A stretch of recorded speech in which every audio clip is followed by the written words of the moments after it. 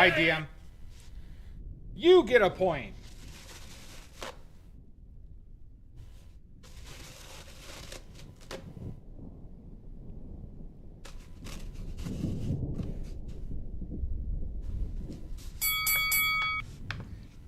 Oh my god. Maddie started off like a menace today. Well, you could redeem trivia stuff, DM. There's the stump badly one, and there's the your own personal trivia contest. You could easily redeem those too.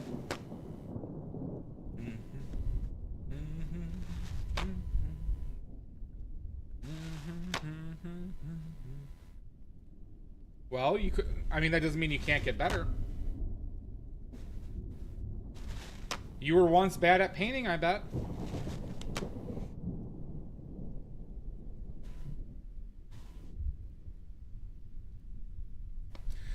At first, you have to suck at something to be good at something, right?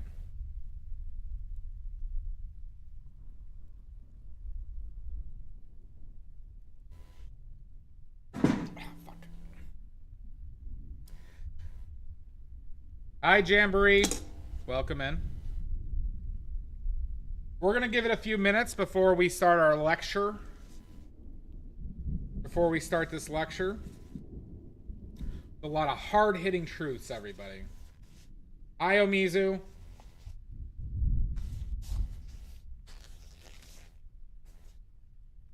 A lot of hard-hitting truths about to happen.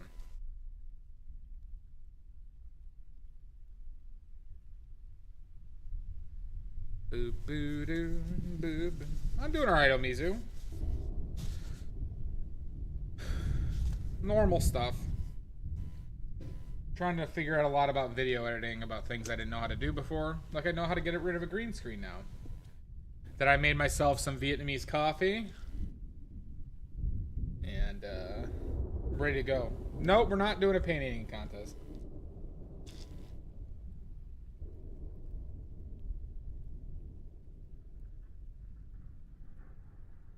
I'm doing well, Paniki. I'm sorry to hear that. You have to get that eye wash station full of milk. Just avoid touching your wiener or genitals. Like, don't touch your butthole either.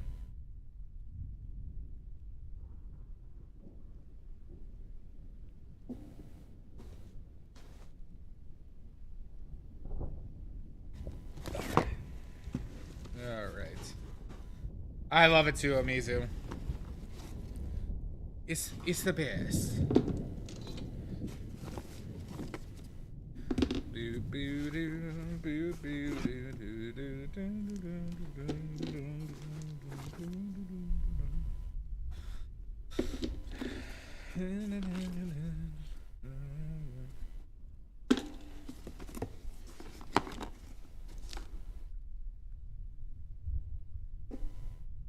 Oh, that sucks. What's on your face?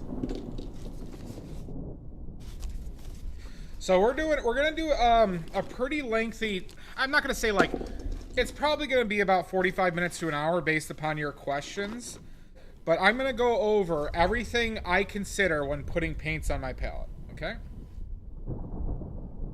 And how to simplify it for yourself. All right, that's the goal here, okay? I'm going to edit this and make it into a more proper video, but this is the footage I'm going to be using. And we're going to show you why we leave stuff out, why we put stuff in.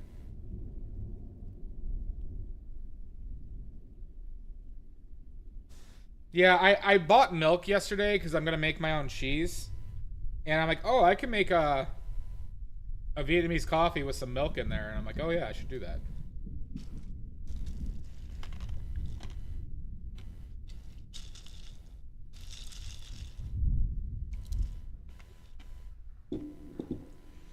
So yeah, feel free to ask as many questions as you like during this. I'm happy to answer anything regarding my choices and what I would recommend / advise.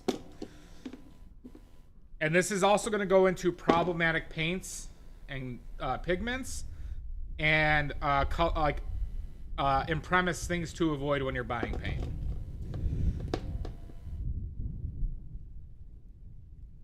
I don't. Not for this. Not for this section. It's just a large palette. I have my, I have my painting set up, but unfortunately I don't really have the camera's capabilities to do kind of more with it. Yet. It's in the works. It's in the works.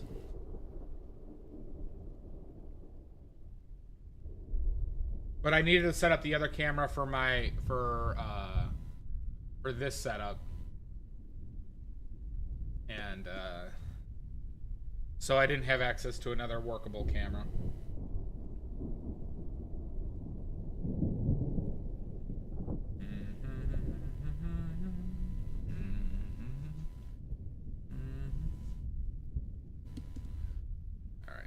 Well, I'm going to start putting my palette out. We're not going to start the lecture yet. Well, that's what the redeems are for. You know what? I didn't put the dehydrate reminder sound alert on there. Okay. I see we're choosing violence today, huh?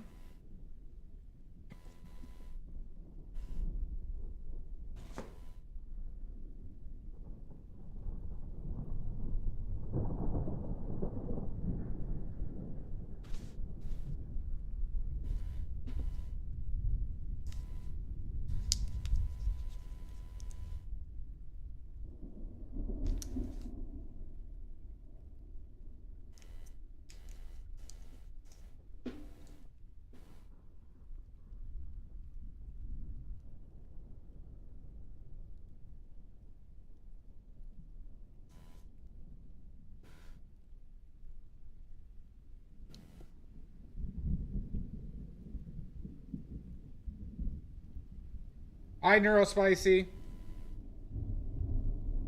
Well, good. I hope to not disappoint.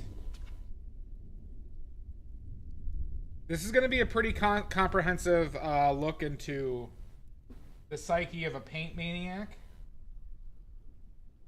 Okay? We're just getting the main palette out here, okay?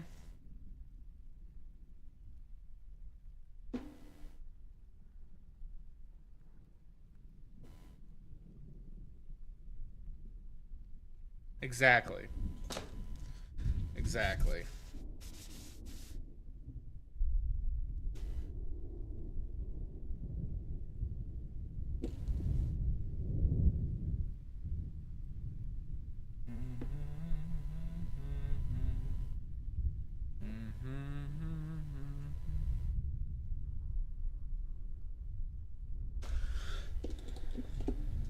What is finally wrong with me? Maddie, what is wrong with me?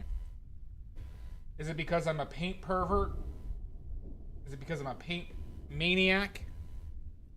Is it because everybody hates me? What is it, Maddie?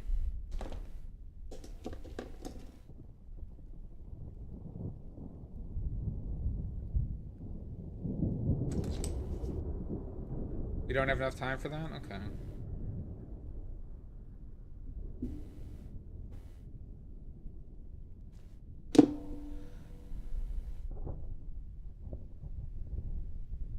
Fair enough.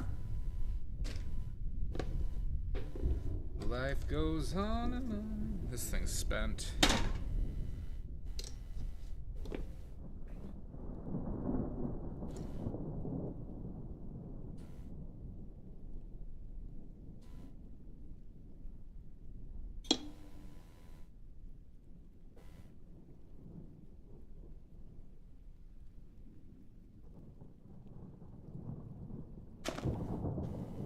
Kaziki, welcome in. We're just getting the palette out, and then we're going to start with our lecture. And then we're going to start with a lecture.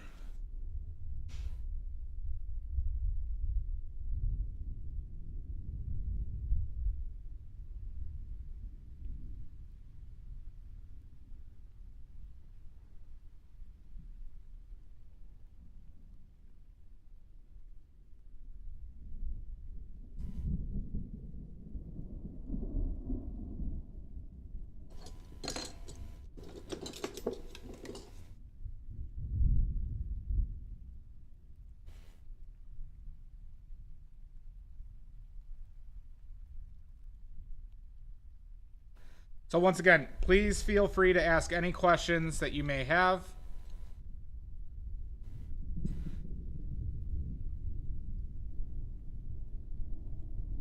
Please ask for justifications, because I have a reason for every single choice I make, okay?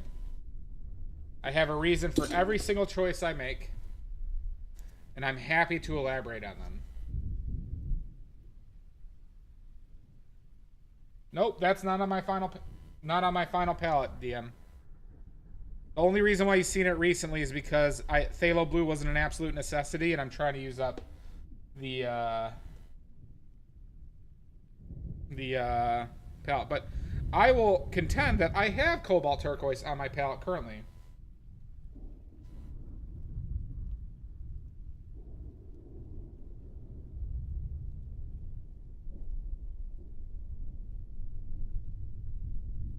Well, he has a couple issues. He has a couple issues with that palette, and I wouldn't recommend using that palette. Okay. So I already have Cobalt Turquoise on my palette, DM. Alright, so. There we go. This is my palette, everybody. We have Titanium White, Lead White, also goes by Flake White or Kremnitz White, depending on the company. Bismuth Vanadate Yellow Medium, Pyrrole Scarlet, Ultramarine Blue, Bismuth Vanadate Yellow Lemon, Quinacridone Magenta, Phthalo Blue, and Burnt Umber. Okay? We're starting. We're officially starting, everybody. We're officially starting. Actually, we're going to wait for ads.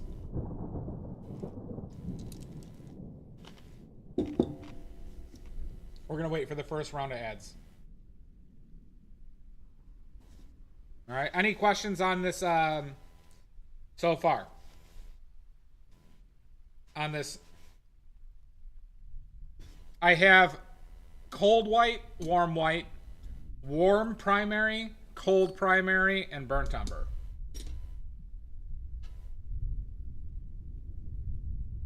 This is just what I did and what I'm comfortable with. So warm primary, cold primary. 2 whites, burnt umber.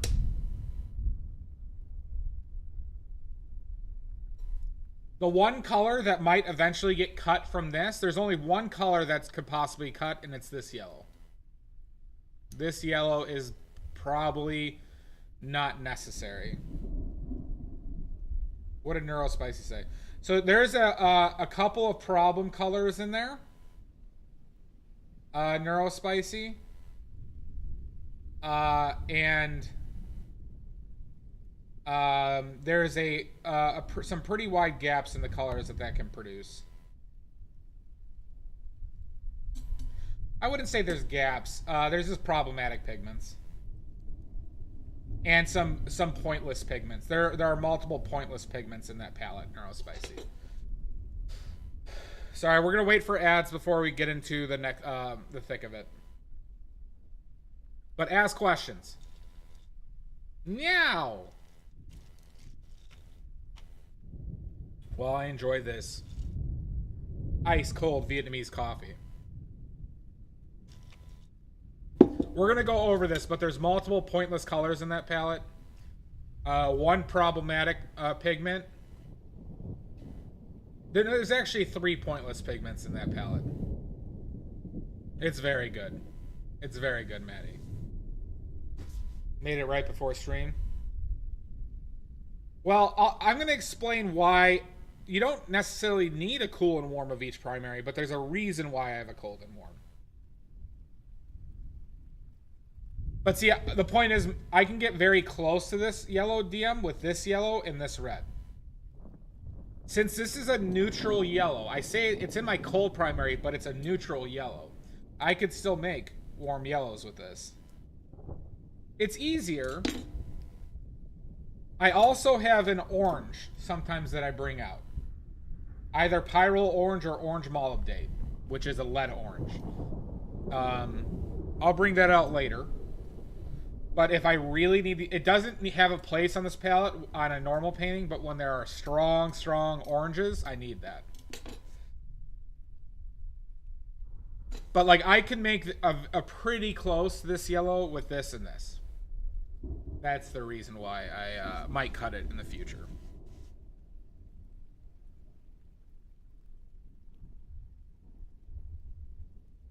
Ads are starting in 3 seconds. We'll start our lecture after the ads.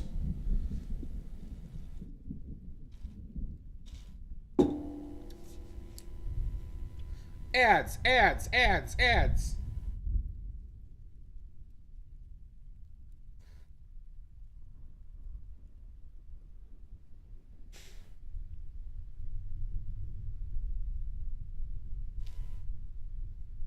So, how's everybody doing? How's that local sports team?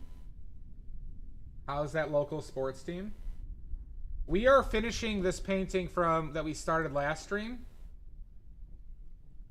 This is what we're finishing today. So we did all that in one stream, and we're finishing it today.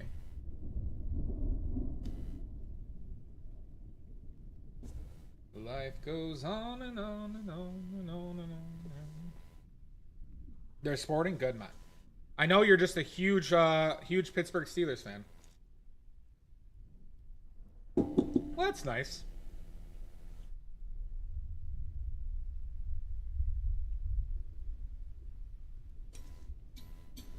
So I'm going to reveal all my mysteries, everybody, for free. Good, Maddie, good. I'm going to unleash the secrets into the world. I might be murdered for this, everybody, because oil painters don't want you to know this. They don't, so they can overcharge you for lessons.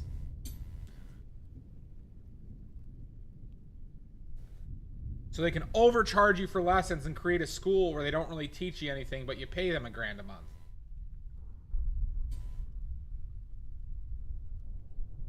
That is true, Kaziki. I know, Kaziki, I know you're a huge New York Yankees fan. Sorry that they lost the World Series. Son of a bitch! Are you one of them, Maddie? I always knew there was something. I knew there was something up with you. This one simple trick. Get behind a paywall now, or else. My content will never be paywalled.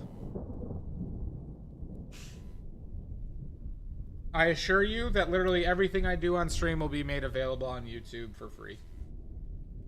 And Twitch. If you want private lessons, that's a different thing. But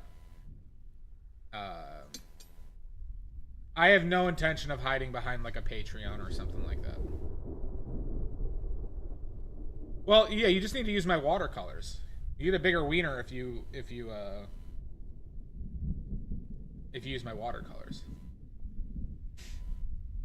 Ads are ending in 10 seconds. Thank you, Manny. If you want a bigger wiener, buy and use my watercolors. All right. Is everybody back from ads? Is everybody back from ads? Life goes on and on and on and on and on and on. You're still an ass? Okay. Okay. Good. Good, Dia. Good. Thank you for the sub. All right. So once again, let's go over what's on my palette. We have titanium white. Okay. This is the single most problematic pigment on my palette. Okay. Titanium white is a necessary evil. Okay. The single best color on my palette, pigment-wise, is lead white.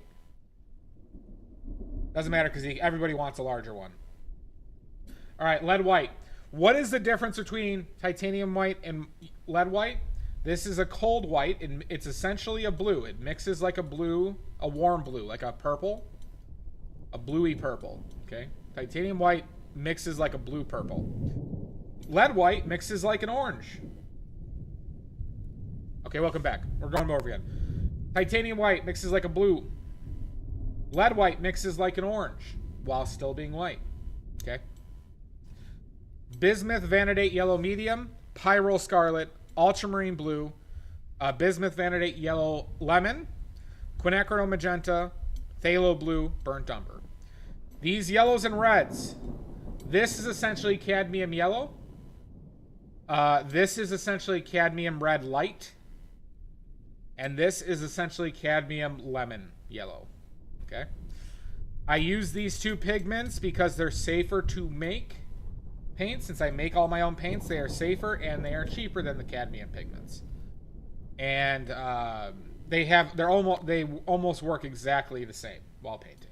But they're very light fast. Okay. All right. So one universal quality of my pigments is that they are light fast. Okay. So first thing that I consider when I'm picking up colors is the pigment a reliable pigment? And like I said, the titanium white is the least reliable pigment of this group, but it satisfies other qualities that I need for a painting palette. Okay. Lead white, extremely archival, light fast, offers me a warm white. Light fast means the color won't fade, Neurospicy. The color won't fade due to exposure to UV light, specifically. Okay? I have my warm primaries, so I have a warm yellow. Warm means that it leans towards the orange-red yellow spectrum of the colors available. This yellow has red in it. Obviously, compare it to this yellow, right? This red has some yellow in it. Okay, it leans slightly orange. Ultramarine blue leans purple. It has red in it, so it's considered a warm blue. Right. Now the cold primary, this lemon yellow doesn't necessarily lean blue. It doesn't lean red. It is a neutral yellow, so it's colder than almost every other yellow available. Okay. So I consider this the cold yellow. We have quinacridone magenta, which is a cold red, okay? So that means it's a red with blue in it instead of yellow, okay? So it's more on the red side, but it has blue in it. Phthalo blue, instead of like ultramarine blue, instead of having red in it, it has yellow in it, a slight amount of yellow in this, okay? Which makes it a colder blue. And then burnt umber is a dark orange. So you might call it brown. It's orange. It has red and yellow in it. And it's a darker orange, right?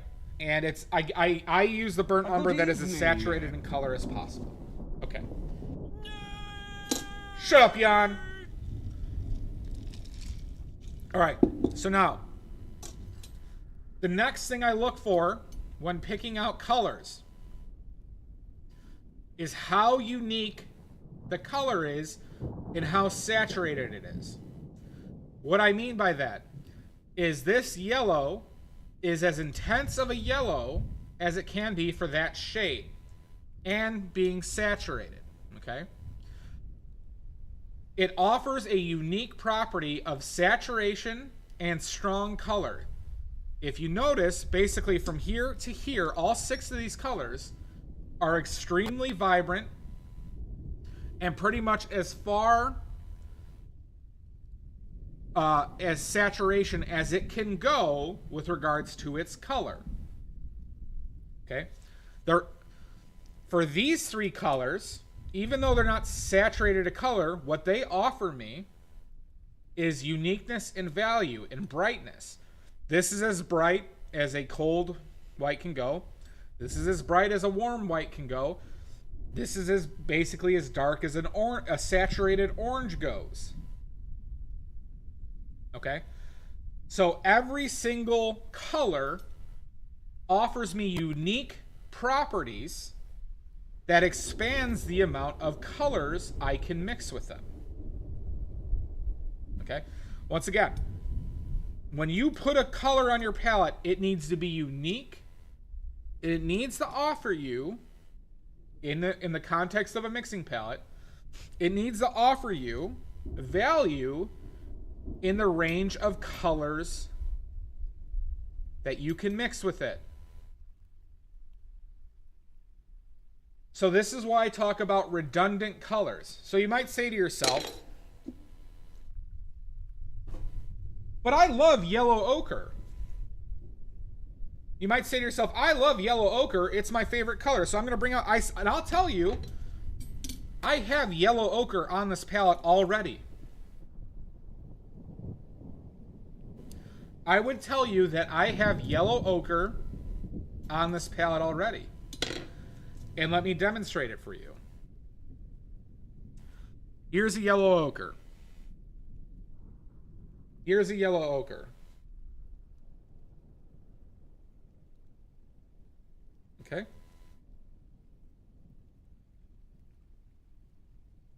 You see this? You're like, I love this color. It's beautiful. All right, but what if I told you that I could mix this color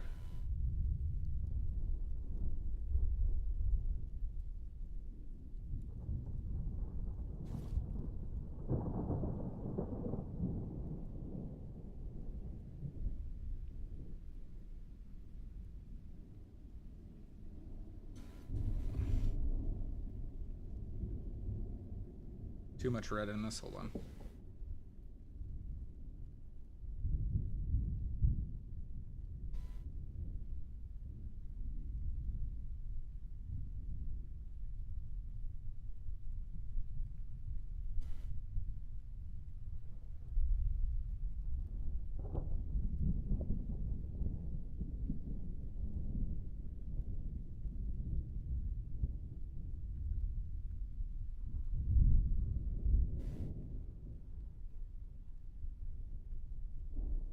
That red can be a bitch, but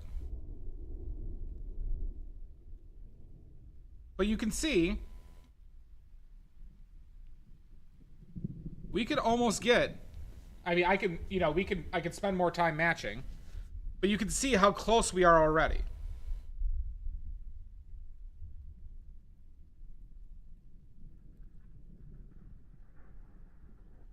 Maybe a little bit more of this yellow.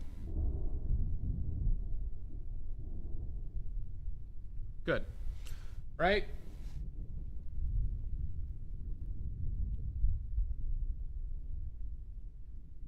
We could mix a yellow ochre with this palette. Thank you for the follow, Crazy Tiger. So why would I put yellow ochre on my palette if these colors can give me a yellow ochre? Right?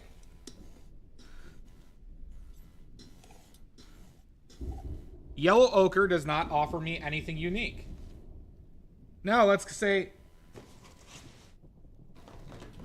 oh my god, I love cobalt turquoise. See, raw umber, we can make raw umber with this palette. Jesus Christ, John. Why?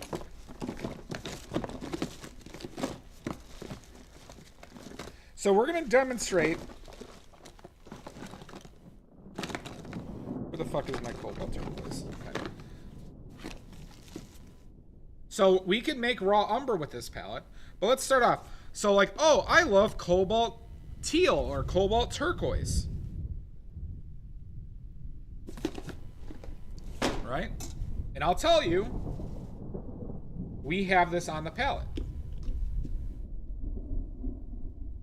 Right? So let's...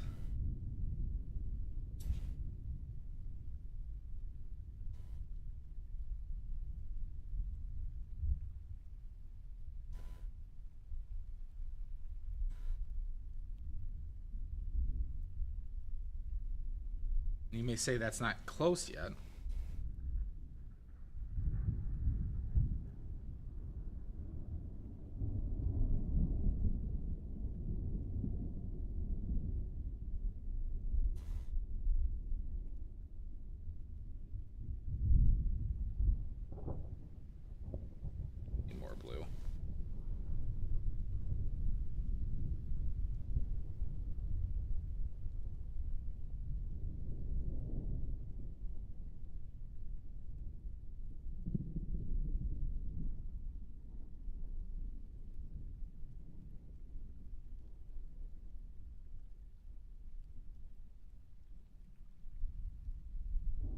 Can I make raw lumber with that palette? Absolutely I can. But you can see, we can just edge closer and closer.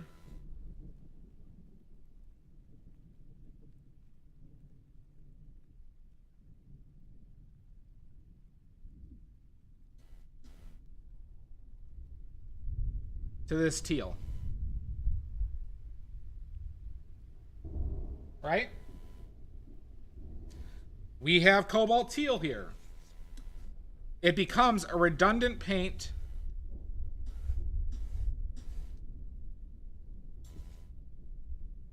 It becomes a redundant paint to use. And we can go down the line and we could mix a plethora. I'll even do one more. I'll do Viridian. I'll do Viridian. Viridian.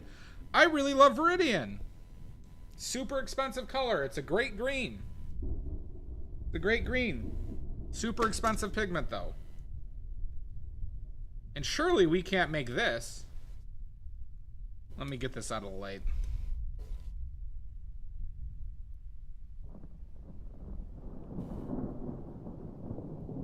Right? And I'll just say, oh wow, phthalo blue coming up again. And some of this neutral yellow.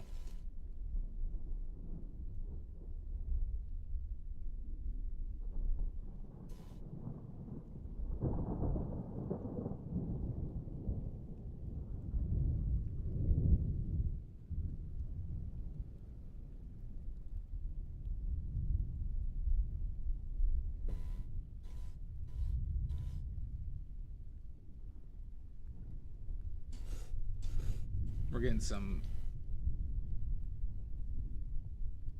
light reflection because of my filler material. Son of a bitch! High salt.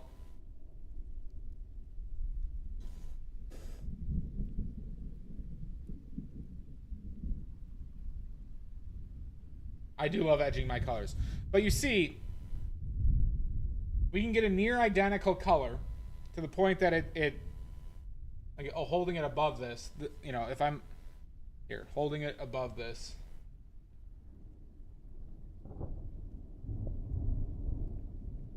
Could even take more blue, I guess.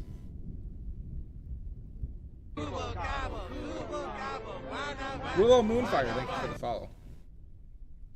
All right, so we can match all these colors. So why would we put them on our palette? Okay.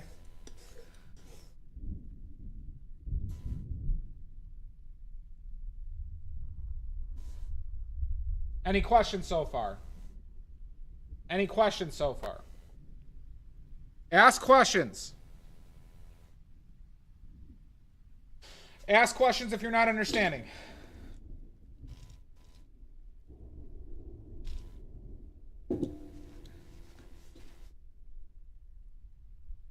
Because you're a menace. Because you're a menace. All right. So point being is all these offer. We're going to do one more demonstration. What you're saying is, I love to use black. Maddie. I don't, Kaziki. It's just use them and, you know, I haven't found anything specific.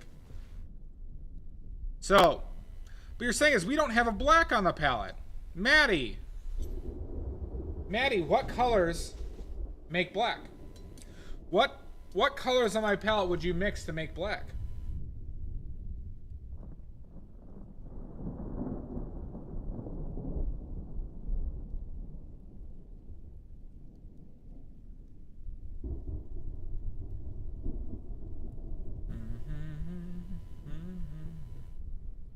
Yep, burnt umber and ultramarine make a black.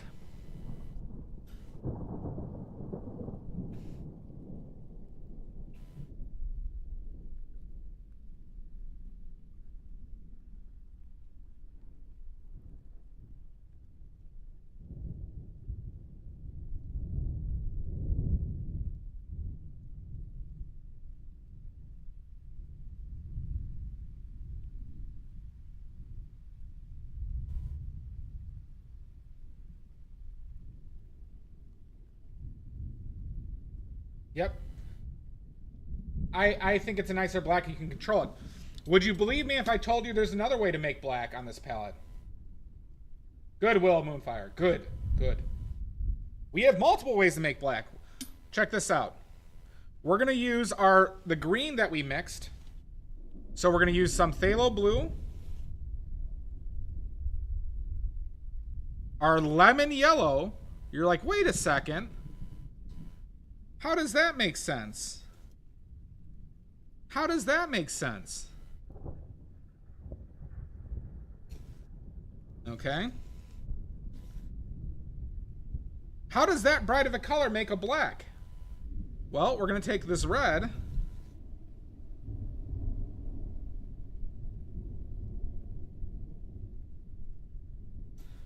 These are called chromatic blacks, everybody.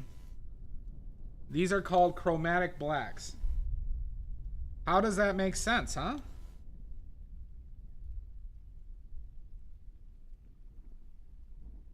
Are we live? I think we are.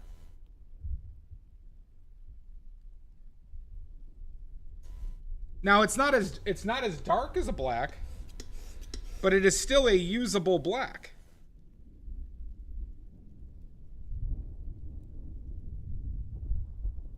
Well, we do that all the time. The colors I use to brighten up things are the yellow and the whites, okay?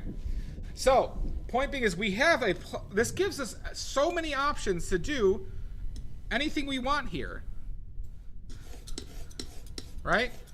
I'm just demonstrating the versatility. Now, that's at the end, Ruble. You're gonna have to sit here and wait like everybody else. You and the rest of the perverts can wait. All right. Why? So now, next question. Well, you're saying, you know, we have titanium white and lead white. Is it really necessary to have two whites? Ruble, is it necessary for me to put two whites on my palette? Lost your boner? Why would this paint maniac... Now, why would I have lead white and titanium white? Good, Maddie. Good.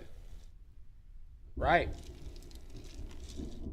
So let's demonstrate. Let's demonstrate this, okay? We're going to take some of this red. Okay? And we're going to show you the difference. So we're going to mix one with titanium white.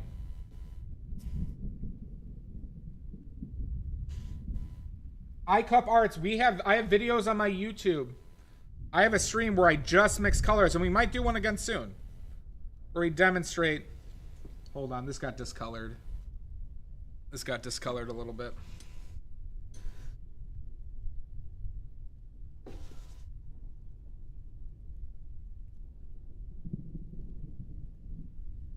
Redo.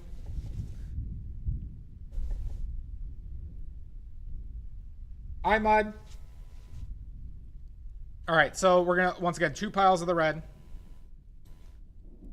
So once again, titanium white mixes like a blue purple. Okay.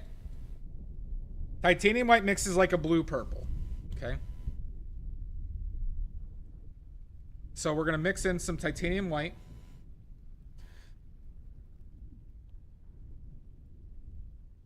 And we get a pinkish, probably orange, brighter.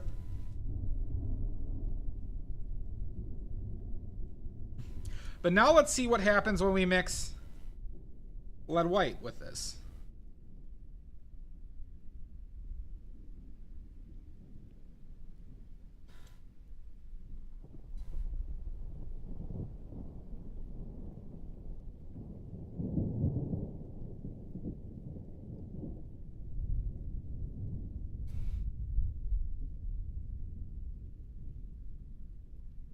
Does anyone notice how the intensity of the red is a lot more orange? Yep, warm and cool. I am always teasing it. You see how much different those two are? But you're seeing two whites here. This is what I say. When this mixes like an orange, this mixes like a blue. So when I need a bright orange, you're sure as shit I'm not touching this titanium white. I'm only using the lead white. If I need a cold blue, I'm not touching the lead white. I'm touching the titanium white. But it is a significant difference. And if you notice, when you might notice like a chalkiness to some of your colors, it's because your temperature is out of whack and you use too much titanium white and it's made it too cold. Titanium white's a son of a bitch. But titanium white has distinct uses in contrast of temperature. Now, iCup, this is a great transition to our problem colors. When you are buying pigments and colors for your palette, there are colors you ought to avoid. ICUP Arts. Okay. It's a redundant, pointless color, Rubel. So, here we go. Let's start our rant. Okay. The colors that you should avoid for light fast issues. Light fast issues mean that it will fade when it is exposed to UV light over time. The biggest culprits and most popular pigments that do that are alizarin crimson, Prussian blue, dioxazine purple, and anything with lake in the name. Just avoid those in general. Okay? Lake colors are a process of making pigment from organic dyes, usually organic dyes. Could be artificial dyes. But inherently they are not light fast. Okay? But alizarin crimson, and that includes to permanent crimson or permanent alizarin crimson, those are just as bad. Unless you don't care about your paints being archival. That is correct. If you care about light fastness, do not use those colors. It won't. DM, it won't. Not to mention, titanium white. I mentioned earlier that titanium white is a problem pigment because titanium white is not very archival on its own. It has its own issues. The problem is it is unique enough to justify putting on your palette, and lead white helps counteract the issues of titanium white. Does that make sense?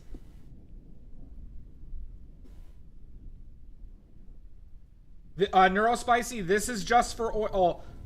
Light fastness applies to acrylics as well, but some of these issues I talk about are unique to oil paints. It is. I know. You have to go through a process. You can get your hands on a DM. You personally can. It's just you have to go through something. Yes, this is a... light fast issues are definitely applicable to watercolor, even more so. Alizarin crimson and Prussian blue are terrible for watercolor.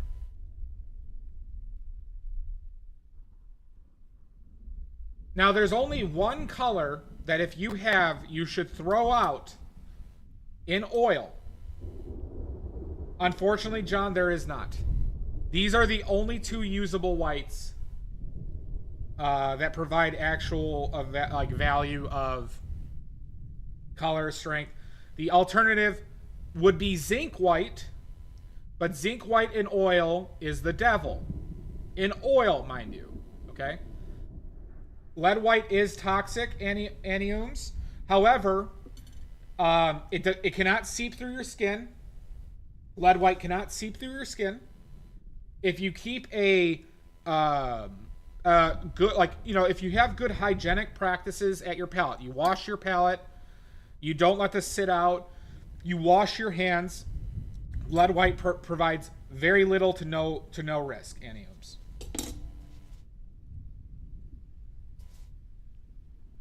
But it is toxic. However, once again, if you practice good painting habits and hygienic practices, lead white is a very little issue. Also, if you have a fully developed brain, aka you're over basically 28, lead white provides even less risk. But basically, point is, don't ingest it. Don't eat it. Wash your hands. I use gloves to help reduce my ingestion of it. Okay? But I'm not like, you know, I've been using it for a year now. It really doesn't concern me. All right, so now, if you are painting with oils, throw out zinc white and any paints that use zinc white as an additive. It was for a long time, zinc white was a common additive in titanium white. Okay? The reason why is, good, Rubel, good. Zinc white in oil causes cracking. It makes the oil layer very brittle when dried. You might have seen old paintings with like cracks in them. It's because the oil became so brittle and then the canvas or the wood flexed and caused the paint layer to crack. And that is a big problem with lead white and sometimes earth colors, okay? But mainly lead white. Not lead white, zinc white, zinc white, zinc white. I did too. They showed his ass right on that thing yesterday. What a terrible fight. All right, so if you are painting with oils, get rid of your zinc white. Don't ever use it. Don't ever use zinc white in oils. Hi, Martin. Okay, now, here's where the real rant starts. Okay? Beware of all the hundreds, if not the thousands of marketing scams that come along with paint. Okay? So you might notice colors that are like, this is down the rabbit hole, but you're sure as shit I'm going to talk about this. All right? You might see a color that's like radiant sparkly magenta. There's actual color called radiant magenta. Okay? And all these colors is the company's like, hey, you know what we could do? We could mix a couple of these pigments together and sell it so we have the person has a worse color to not to mix with, but they'll feel compelled to buy it because they like the color. I've seen that, like, I think Winsor & Newton offers like 3 different combinations of titanium white and quinacridone magenta.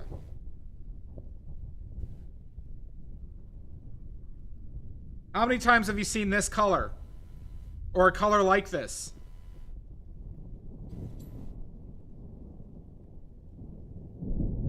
How many times have you seen a color like this in paint tubes?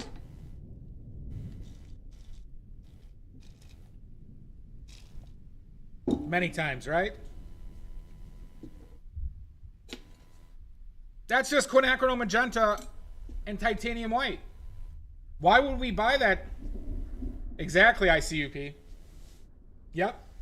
Why would we bother? And they'll charge you an arm and a penis for it. So be aware. Don't, like, look at the back of the tubes. Not your, I know, not the penis. So, hold on 1 second.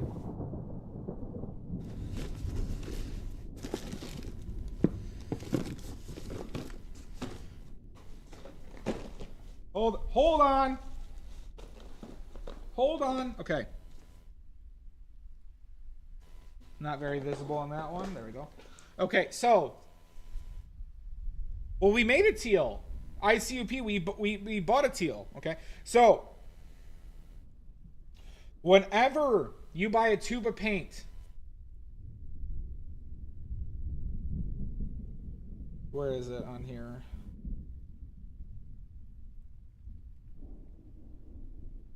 It will list the pigment number. Where is it on here? It's up here. Okay. It's hard to see. At the top, like up here, it lists the pigment number.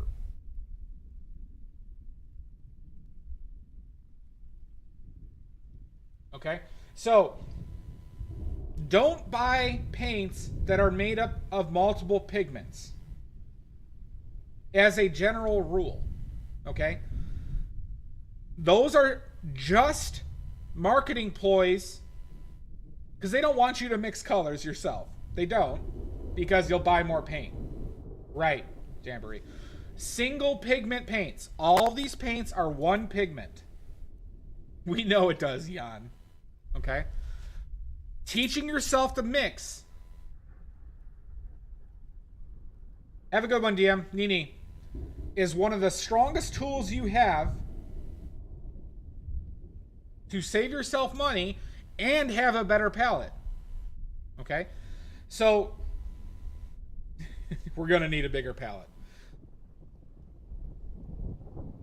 They only do, like, for example, was it Daniel Smith? The watercolor range is like 277 colors. There's only like 50 or 60, arguably in that range, of like usable single pigments. It depends on how you parse out natural earth colors, right? And they're not using 7 different yellow ochres, okay? Because yellow ochres vary from same with burnt umbers and siennas and stuff. It differentiates itself from where it mines. But if we just consider burnt umber, raw sienna, burnt sienna, yellow ochre as like one each, there's only like 60 usable pigments out there, or painting. There's not a ton.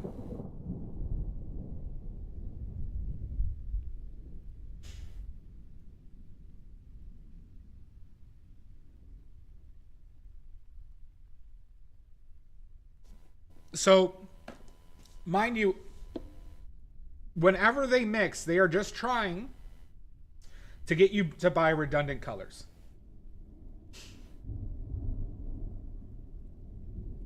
Like, that's the bottom line of it. Now, secondarily, here's one thing that you might all want to know too. Paint companies don't have to tell you what's in their paints. Did anybody know this?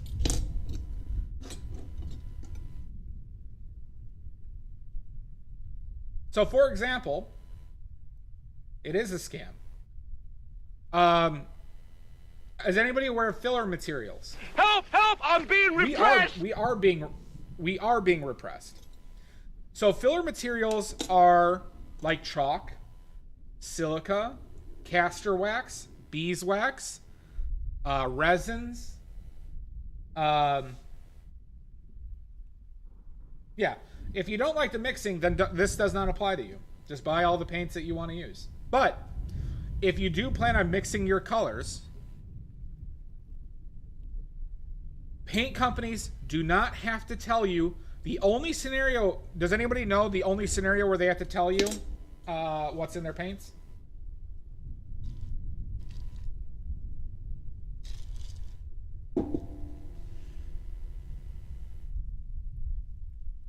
Lead? It's more general than that, Mad.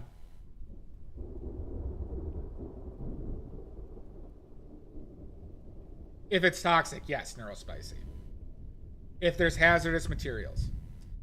So if there's solvents in there, they have to tell you that. If it's classified as a toxic material. This will also help inform you on how few of these are actually toxic. I hear this a lot, that people say a lot of paints are toxic. Not true. Lead is toxic, and it will be marked. The few paints that have mercury and arsenic in them will be clearly marked. But technically, but they're not toxic by injection. They don't mark cadmium paints as toxic, Shasta. They don't. Sometimes in California.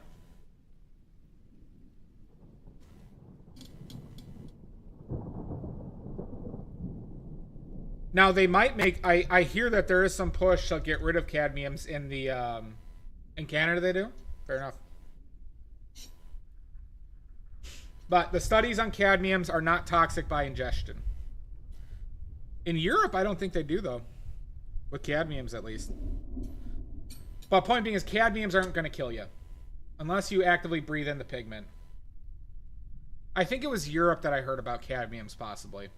As well. But cadmiums are not toxic by ingestion, everybody. Just FYI. Phthalo blue is short for phthalocyanine. Related to cyanide. Not toxic. Yeah, it's a lot of like, so for example, Viridian and chromium green oxide and chrome colors are listed like that from Prop 65, but there's very little evidence to suggest that they're even slightly toxic.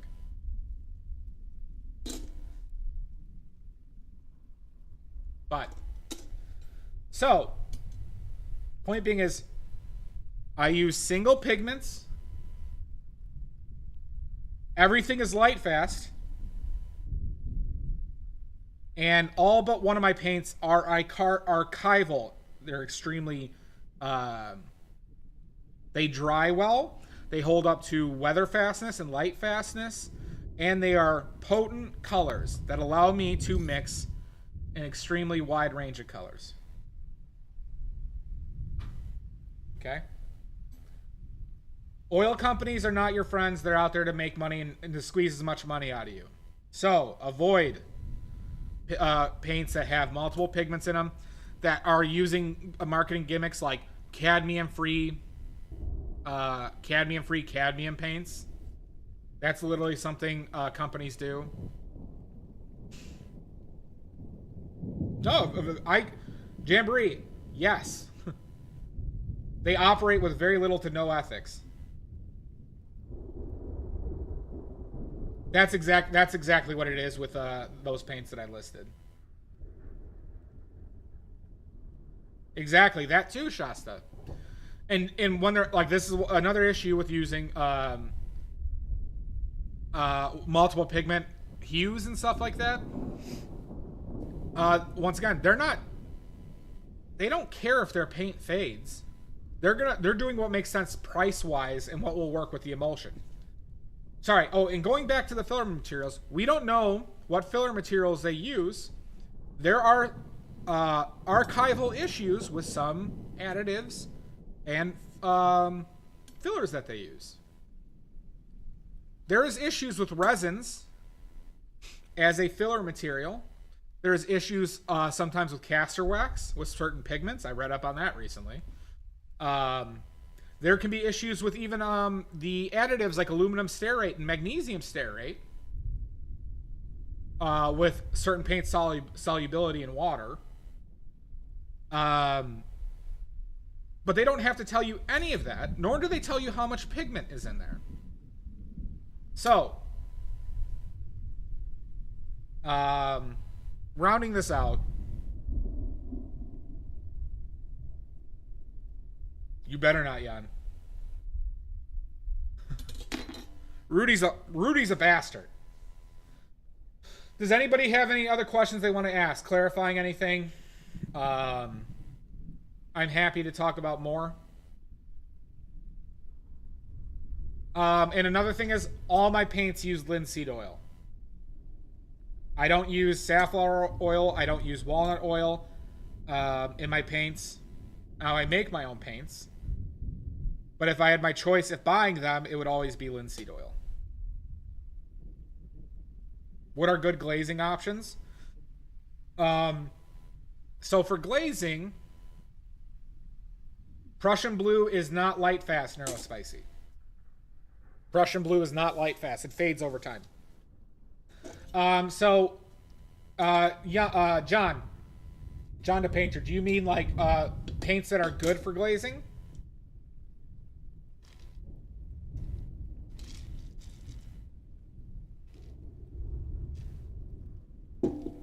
So, transparent paints. I have 3 full transparents. I have quinacridone magenta, phthalo blue, and ultramarine blue. Okay.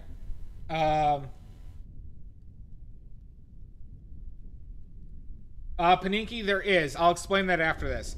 However, you can use any paint to glaze with the addition of chalk and a filler material. So this, John the Painter, is a mixture that I made myself of chalk, silica, bentonite clay, and linseed oil. Okay? It's called impasto medium. Do you know what impasto medium also does? It makes things more transparent because all of this is transparent. So if I take yellow ochre, which is an opaque pigment, and mix in impasto medium into it, you'll have a better glazing paint and it becomes more transparent. Hi, Nordic. So if you use an impasto medium or a chalk, you can make the paints transparent enough to glaze with. Okay? Never use solvents for glazing. Never. Avoid adding too much oil. Now we could add like a drop of oil to this, but avoid putting too much oil into it. But now we have a fairly transparent color that we can use for glazing.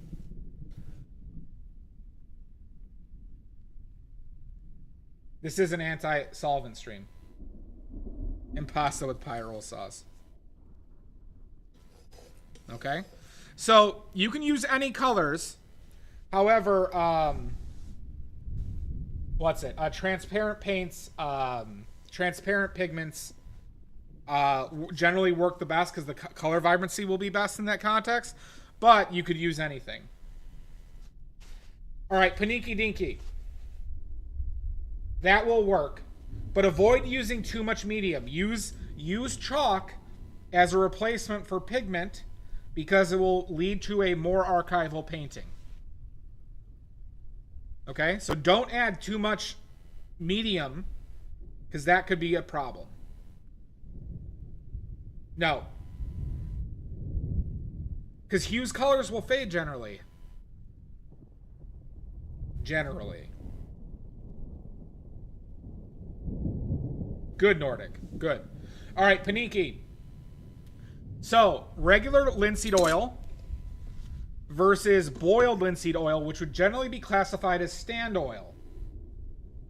Right? Paniki, like boiled linseed oil is is the boiled oil you're talking about like thick like honey, not like a liquid like this, but like it's like honey? Is that what you're referring to, Paniki? You do not. You do not, Kaziki. There is linseed oil in this already. It just makes it more transparent. Paniki, is it? Yeah, it is. Here, wait. Let me just grab it. Let me just grab it. I'll explain what the difference is. It does not work, Jan.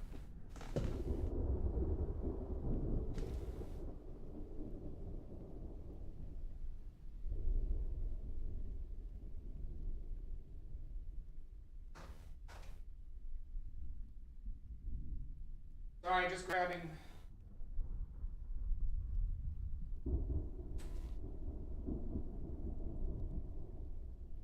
Okay.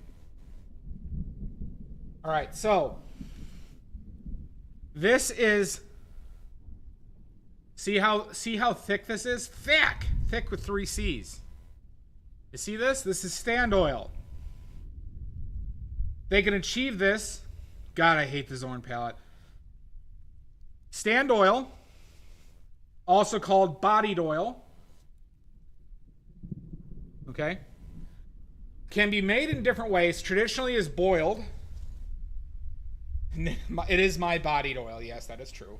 I secrete it naturally.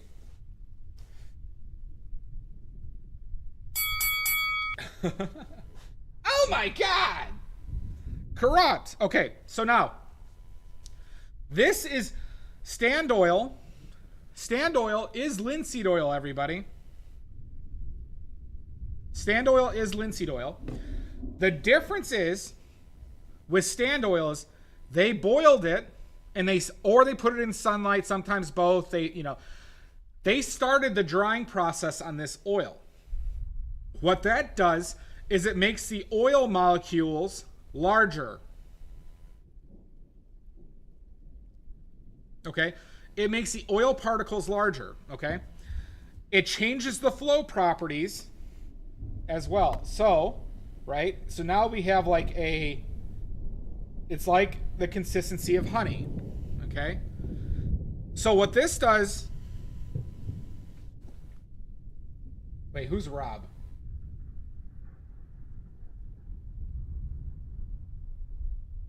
Oh, Rob, you son of a bitch. We might need to ban Rob. We might need to ban Rob. Okay? So, one of the big things that stand oil does is it extends drying time. It generally leaves a higher gloss. So longer drying time, higher gloss. It works well with pigments like natural earth pigments that have whose material composition are natural dryers. The manganese content in burnt umber, for example, is a drying agent. Especially with solvents, those pigments can dry without enough oil, and you get sinking in issues. Stand oil helps avoid sinking in issues because of the size of the particles.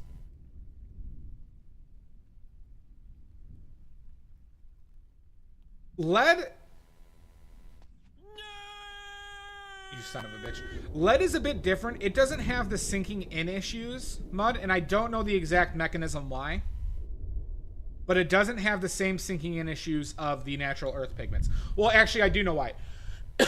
Lead requires less oil. For some reason, the iron and manganese from natural earth pigments require more oil to bind with to make a proper paint. Lead white doesn't have that issue. Okay? I would recommend not using liquid because it has alkyd resin in it, and I don't recommend mixing with resins. It can be done. If you want, the best way to speed up drying time, John, is the pigments you use, right? If I had to choose one, it probably would be, though, like something like liquid, if you really needed that drying time.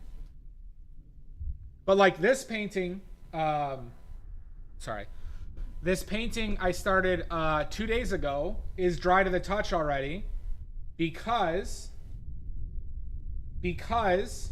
I use lead white. Like this is almost... Oh, there we go. I found one. This is because it's titanium white right there. Well, Neurospicy, in general, just stick with refined linseed oil, just in general, until you understand why. Until you understand why you might need bodied linseed oil. I'm going to have to hit that again. Lead white is one of the fastest drying pigments out there. Okay.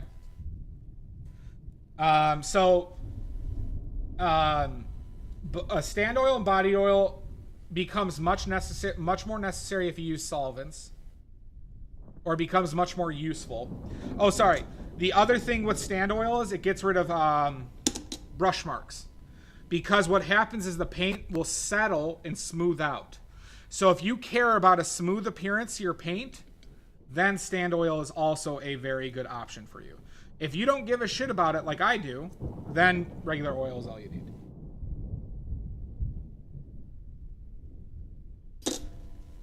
Okay, so stand oil will smooth itself out. Yeah, Jan would. Will smooth itself out when mixed with... So if I mix it with this paint, it will smooth out brush strokes. And like dry smooth. That's a flow property of it.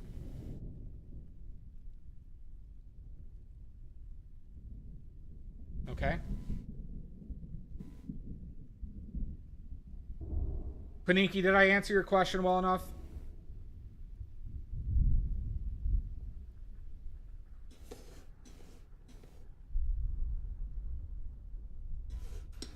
Jan is the customer that every paint company wants.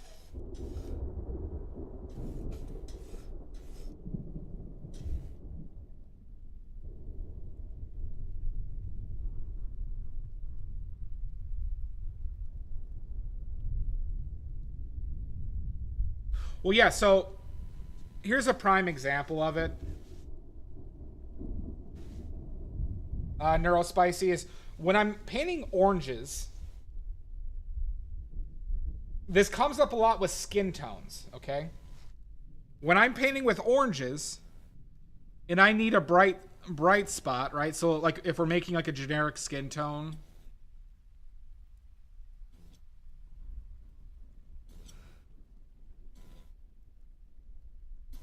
right? I could use more lead white to keep it warmer, right? And yellow to brighten it up, right? To get those like peach tones.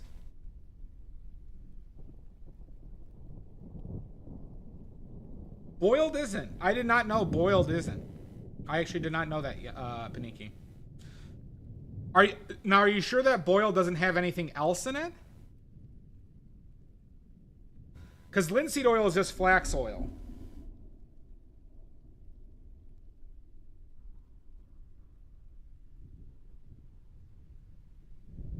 Maybe because of the acidity level?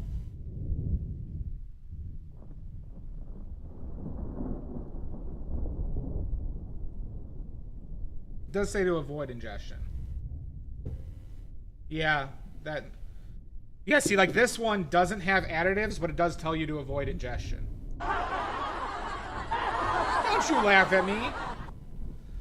Alright, sorry, but then you could add titanium white to get colder areas, but I would start with skin tones with like a lead white. Okay?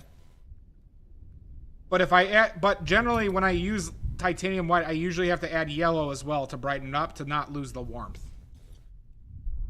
Okay. Good, good.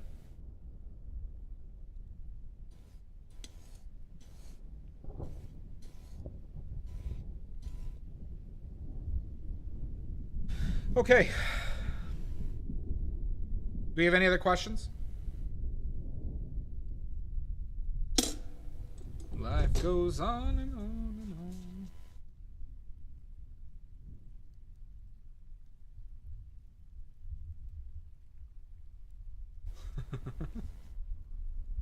That is true. Maddie's gonna be rich.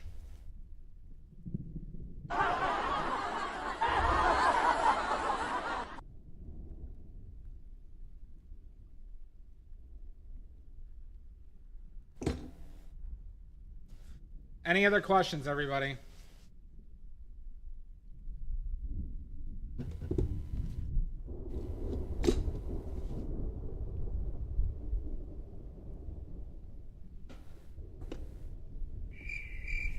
No? Don't you crickets me, Ruble. No!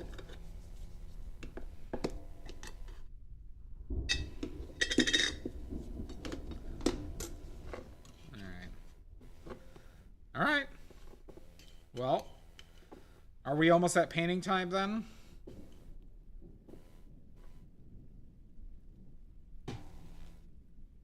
Best lickable palette? None! None, Shasta!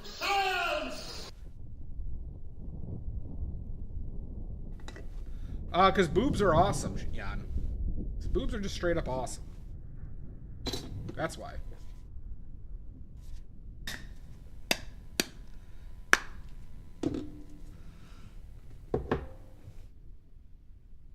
This is called oleo gel, which is gelled linseed oil. On layers on the like upper layers, if I have flow issues with my paint, I'll use oleo gel.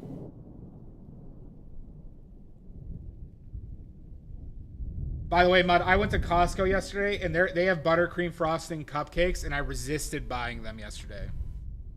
But boy, did I want to buy like 30 packages of it.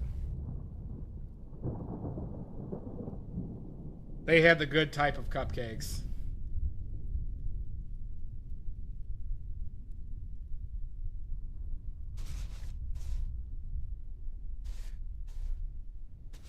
All right. Yeah, I'd never seen him before. It is by far my favorite, Maddie. All right, so we're going to conclude the lecture portion of the stream. I'm happy to answer these questions even while I'm painting. I am going to edit this down into like a video that y'all can watch on my YouTubes. That is the life, isn't it, Mud? You're welcome, Willow. And Willow, there's a video on my YouTube of color mixing, on paint making, and all my previous streams. I'm not a fan of cream cheese frosting. Yep, thank you, Shasta.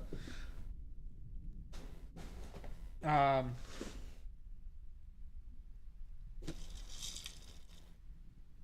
just ate a 4-cup sleeve. Nice.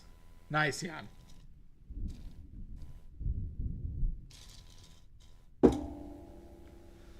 Yeah, I'm not a fan of sweet cheese.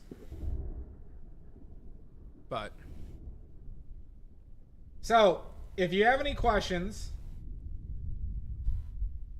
keep on asking, keep on watching. I am happy to answer questions anytime. I generally do mud, but my least favorite is the cream cheese. All right? There's your lesson on palettes. If anybody wants to run, tell me. Sashi! True. If anybody wants to tell me their palettes, I'm happy to tell you issues I think that the palette has, or inefficiencies.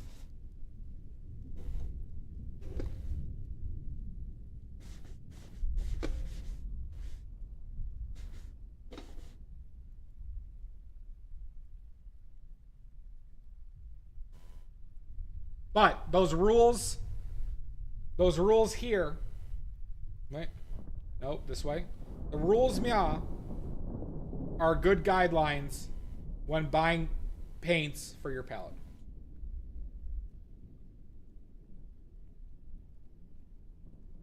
By making your own paints, Jamboree, or buying my paints.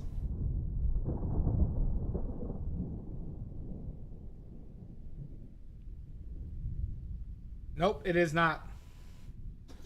If you follow these guidelines... All right, wait, we got ads. I'll be back in 5. God damn it. I'll be back in 5.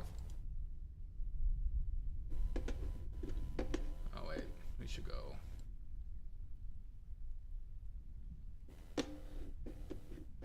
See you in 5.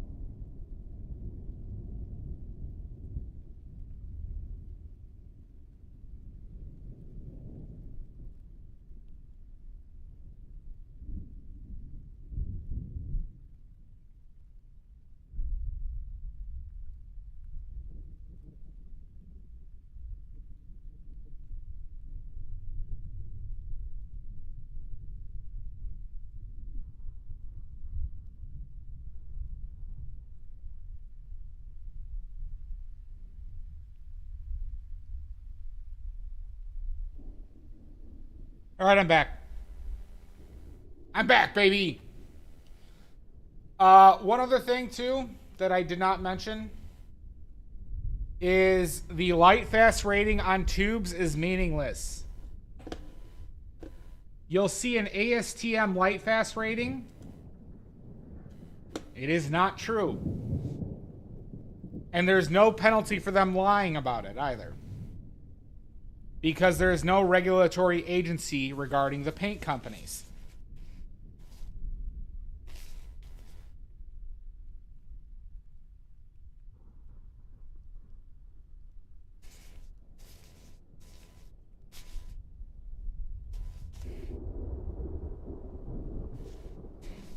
Oh yeah, I don't have brushes out, huh?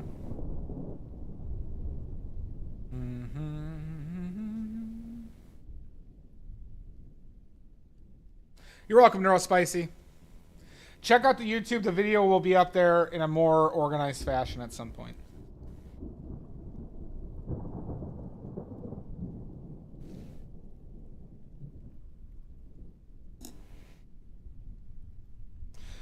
Yeah, Sashi, it's just in general a good practice to avoid multiple pigment paints. And a lot of the red and pink ones are based off of quinacridone magenta. Because it's very strong. So with their fillers, they get a lot of bang for their buck. I don't clean my brushes, John. I just keep them in linseed oil in between uses.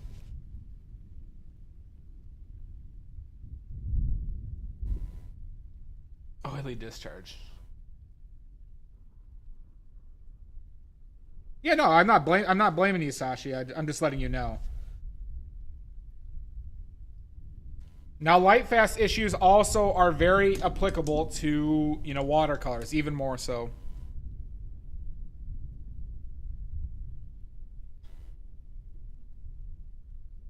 Repeat what, Jan? Yeah, that's probably a good idea. That's a good idea, Mud. Why are there so many songs about rainbows? Back when I painted miniatures with acrylics, I did. Oh, I didn't, Jan. It was to John. I was speaking to John. I think I accidentally said Jan one time. You're welcome, Addie. And what's on the other side? That song has been stuck in my head for a few days. Rainbows are visions, but only illusions. No, there actually is none, John. I recommend keeping them in oil. If you're using acrylics, you just wash them out in water. If you have to wash acrylic brushes because acrylic will dry and ruin brushes, but with oils, I have found that the best option is just keep them in oil.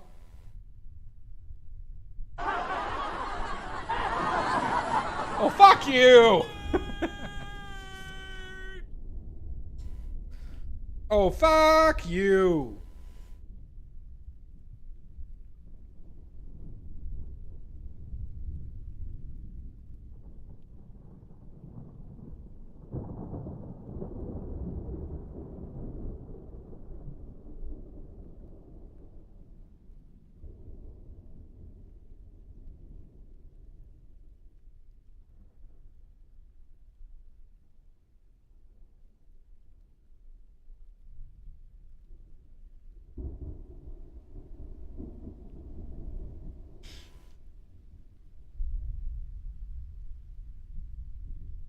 Fixed?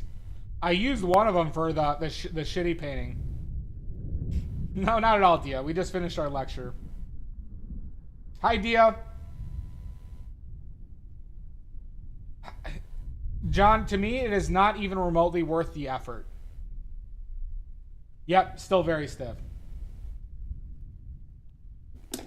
They do get misshapen. I cut off the ones, but just by using the brushes, Kaziki, they get misshapen. I mean, all these brushes you see here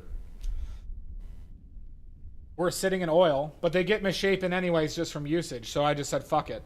I don't recommend getting expensive brushes. Because at least for how I paint, they never hold up. I've tried expensive brushes. They don't hold up. Like, they go frizzy after one use for me. So I stopped giving a shit.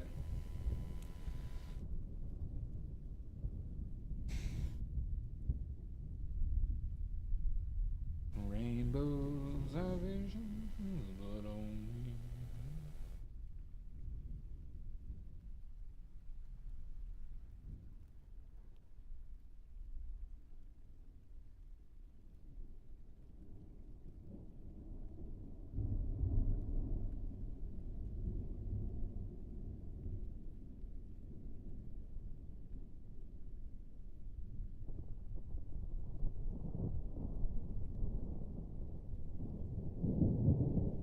Yeah.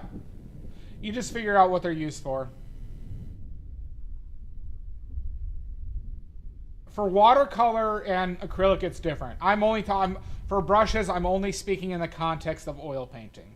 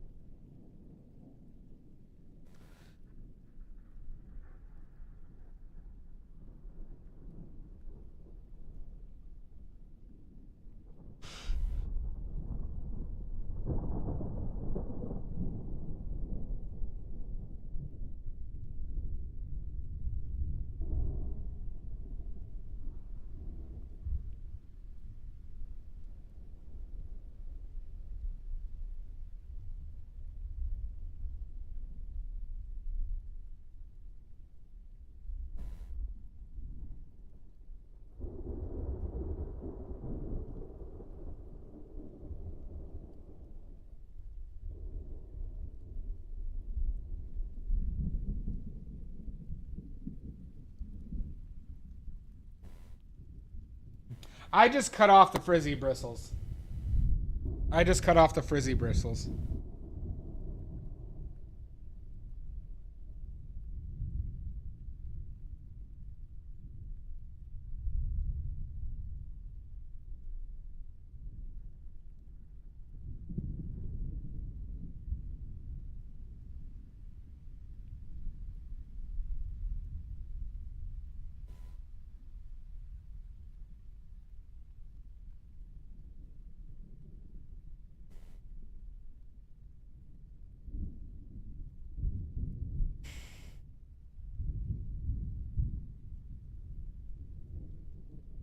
Thank you, Willow. Hi, Burger. How you doing, bud? Flats. I've tried filberts. I've tried rounds. I always just end up going back to flats.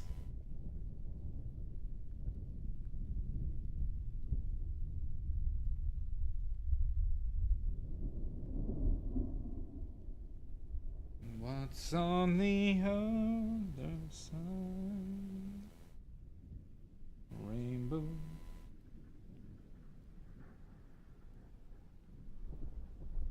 Ooh, I just thought of a good one. Mud, I just thought of another good song to get Rainbow Connection on my head, but this one might last longer.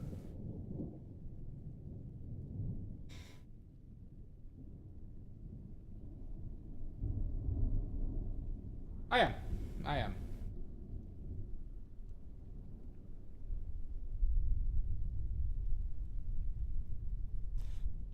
Can anyone guess what a good song is to get Rainbow Connection out of your head?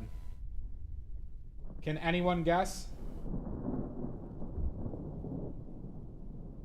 No, you're stuck here, Kaziki. You're stuck here forever. If anyone can guess the song I'm going to use to get Rainbow Connection out of my head. Nope, not Baby Shark. This one's way better. Can't touch this? Nope. Not that one, ICUP.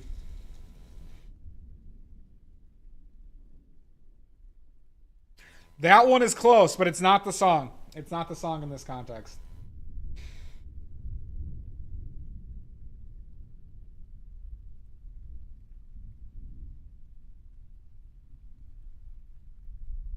Private Dancer? No.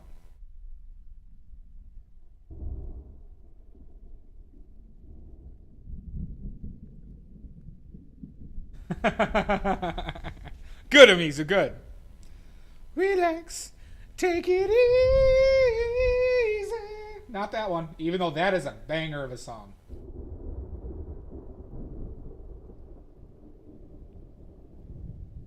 It's even better. I'm not gonna buble you. Not again. Ooh, that's a good one, Burger. Good, Kaziki, good. If anybody gets it right, you get 30 seconds. I have sang it on stream before. I have sung it on stream before.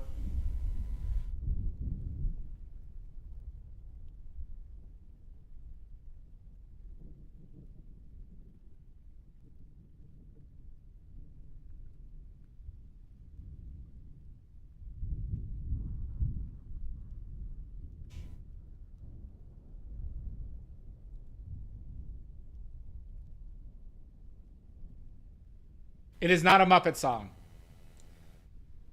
Here's a big hint though. It's a childhood song for us.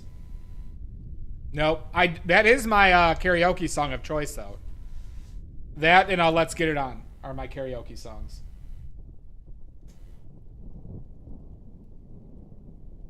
Freebird? No.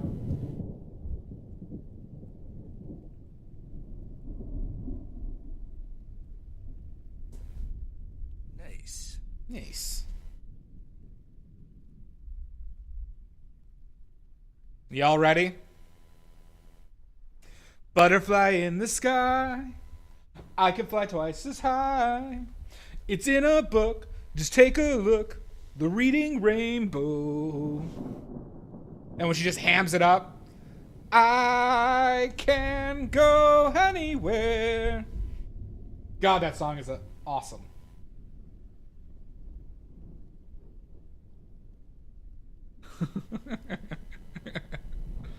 Oh, that song is such a fucking banger.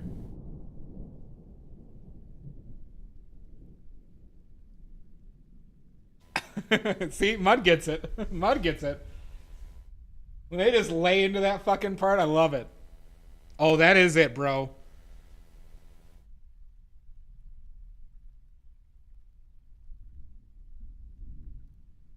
Are you trying to throw Meatloaf out in here, Nordic? I grew up on Meatloaf. And I do appreciate the operatic stylings of Meatloaf songs.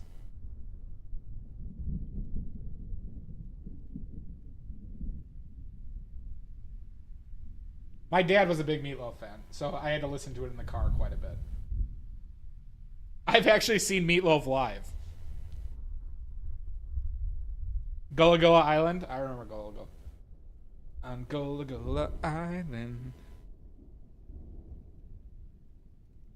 Butterfly in the sky. I can fly twice as high. Oh, really? That one doesn't get stuck in my head, Schmuckleberry.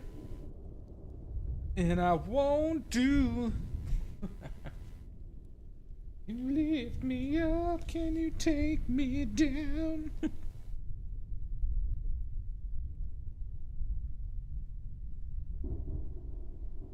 Is God forsaken town?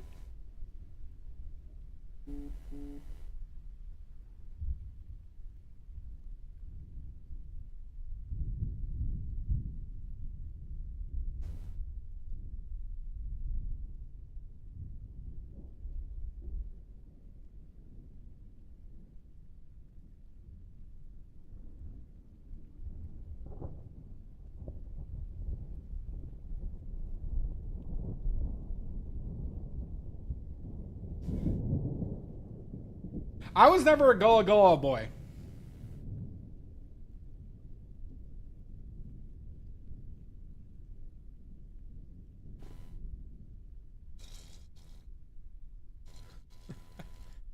Mizu, you're gonna hear this. We can do this. I'm streaming. I can do this.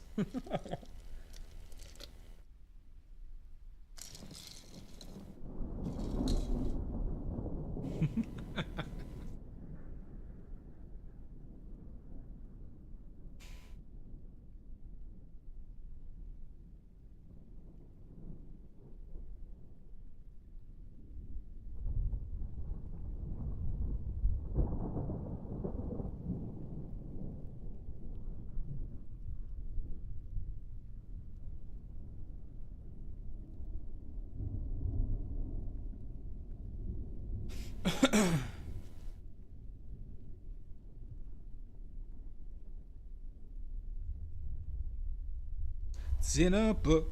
Let's take a look. The Reading Rainbow. I can go anywhere.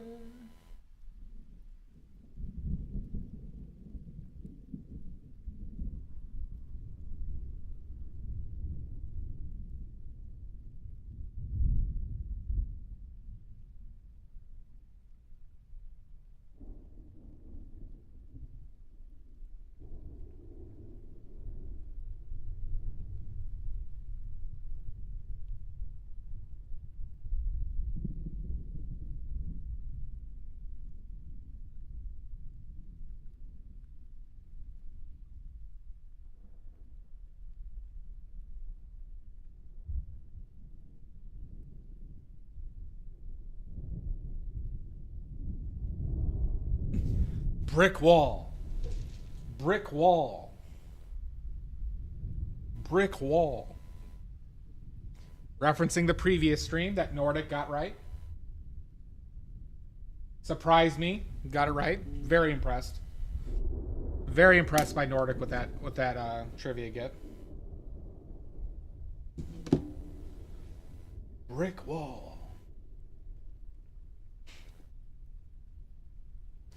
God, I got an animal on my roof that is just like tippy tapping up there. I find it kind of cute, but also like a little eerie.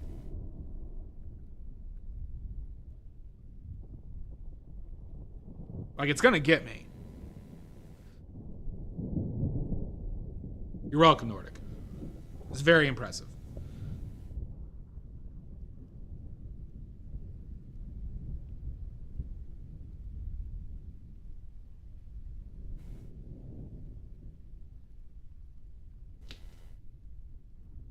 Yeah, it sounds like I think it's a bird, but it could be like it possibly could be a squirrel.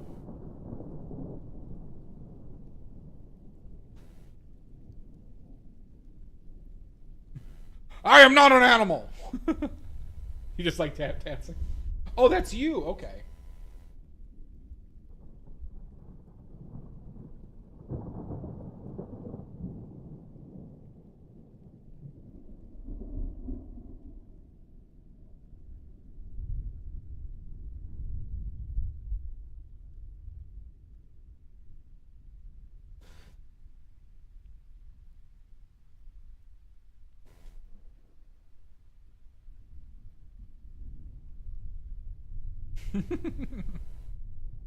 I don't want to kill pickles. But, good idea.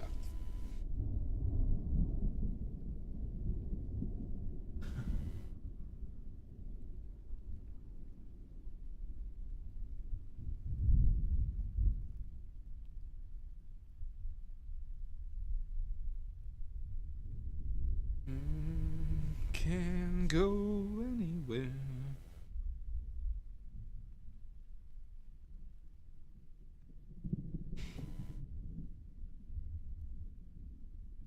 Yeah, I have a black cloud. I have this son of a bitch rain cloud that just doesn't go away.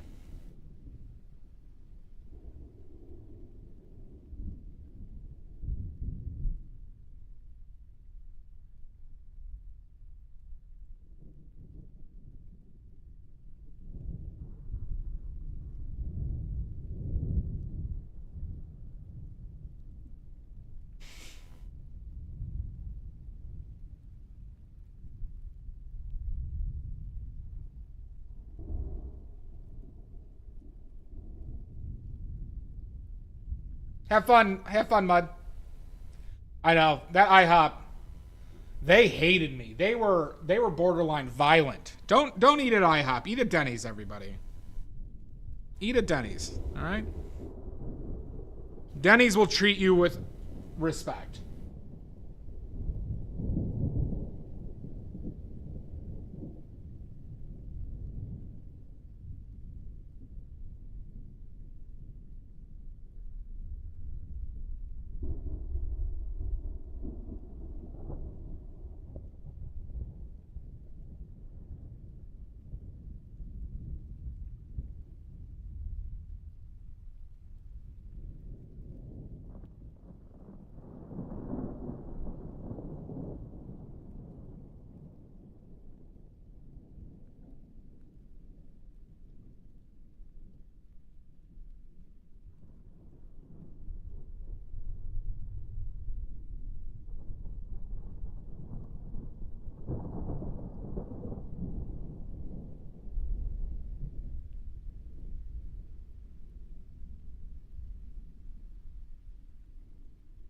No, we weren't. We weren't supposed to meet at Denny's. You're just supposed to be eating 4 square meals a day at Denny's every day. Good, Omizu, good. But we need to earn the sponsorship. So everybody watching needs to eat Denny's 4 times a day, 4 square meals a day. A nice round number of 4 at Denny's.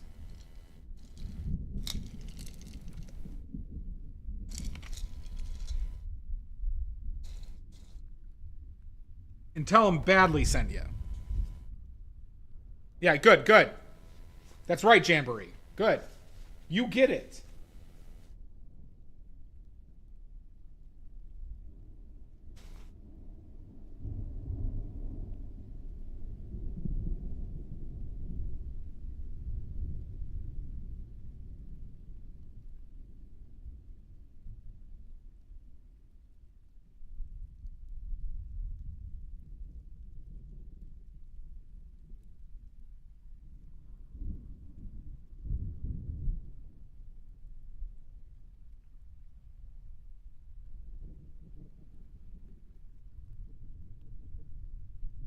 Jamboree, did you see that Denny's painting I did?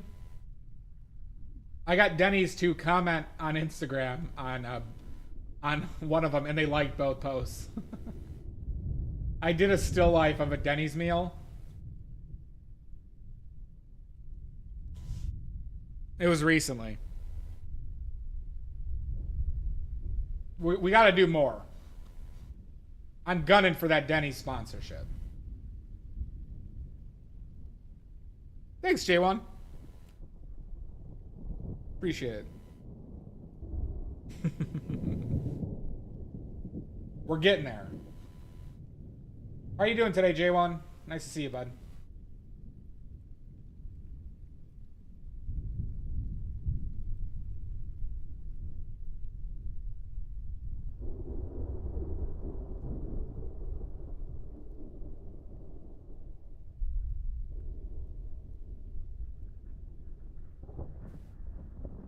I also entered a competition yesterday.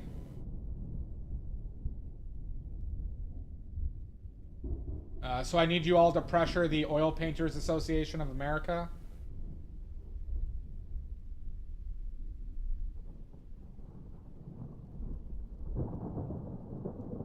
Like, call them up and just breathe on the phone call. Right? Stuff like that. I'm doing well, J1. Like, just call up the Oil Painters, Association. Just breathe, right? Like heavy breathing, something like that, you know.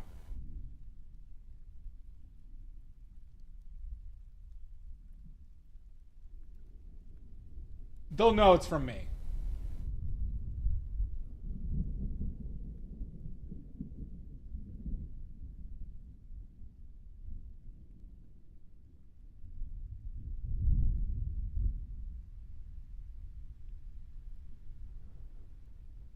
All right, so call them up and just breathe, right? Just breathe loudly for as long as they stay on the line, all right?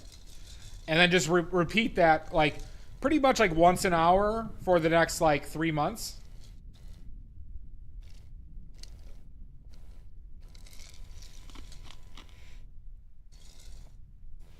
They'll know it's from me.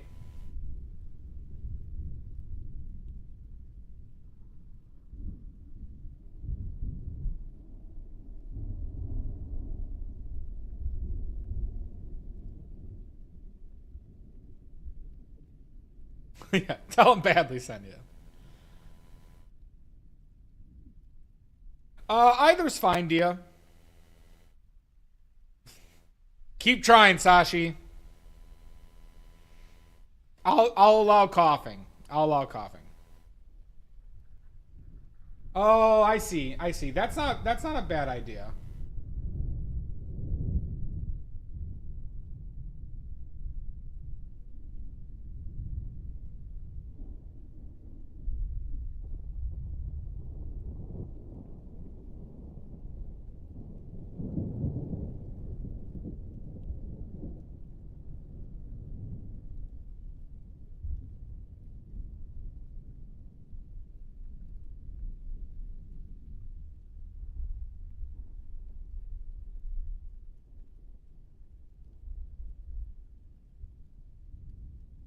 Thank you, Dia.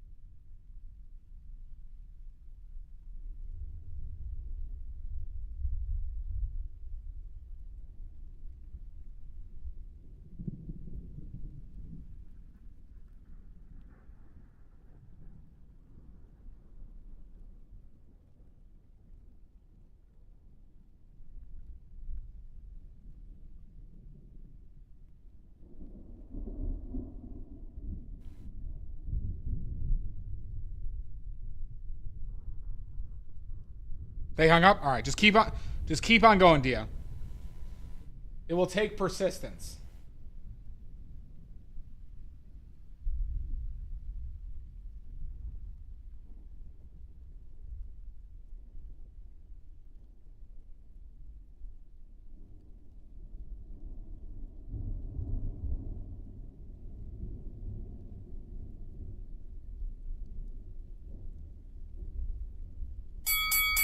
Oh my God! Lizzie. Lizzie, you missed the lecture. Lizzie, you missed the lecture.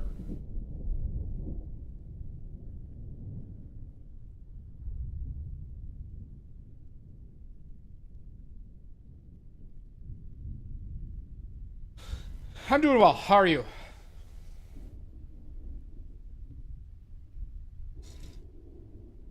Nope. You didn't put in the paperwork, Lizzie. You didn't put in the paperwork.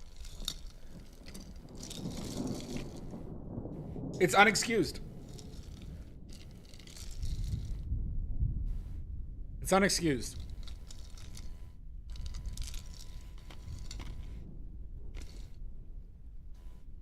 Yeah, and that's unexcused. Fuck.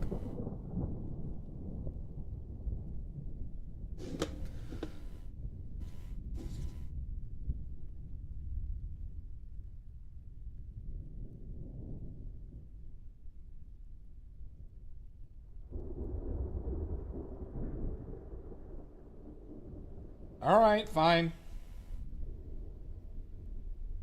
You escaped this time, Lizzie. HR isn't usually this nice. HR isn't usually this nice.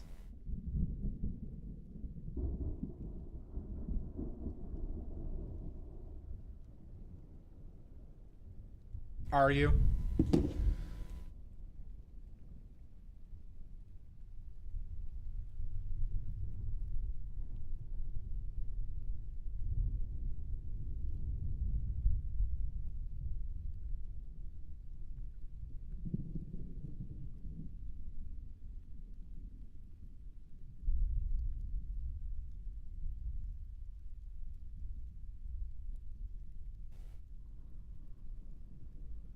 Obviously.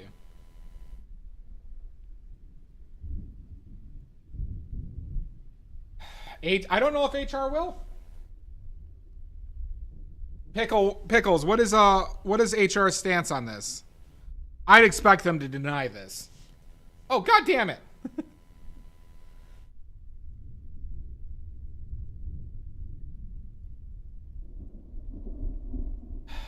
Wow, HR. Seems like HR is playing favorites. Looks like HR puffin stuffs is it is a fine. Fair enough, Pickles. I have no power over HR. Well, Pickles is a part of HR.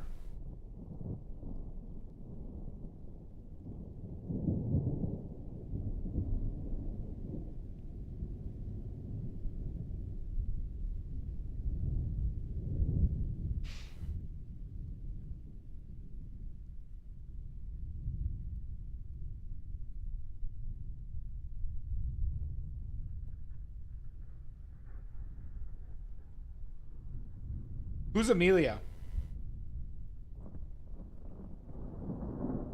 Who are you assaulting?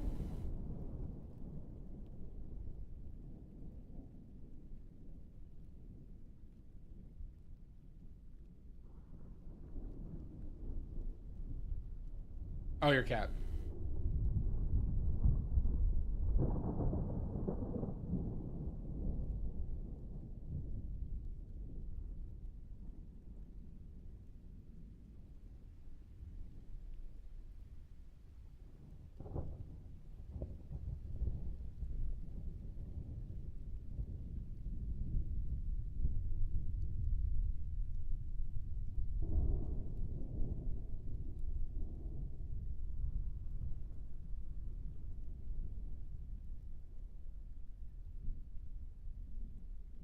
Well, that's just cute.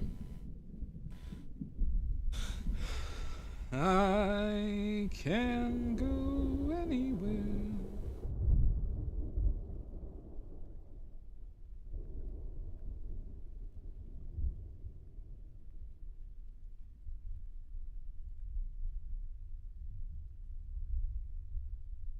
Maybe not. We'll see.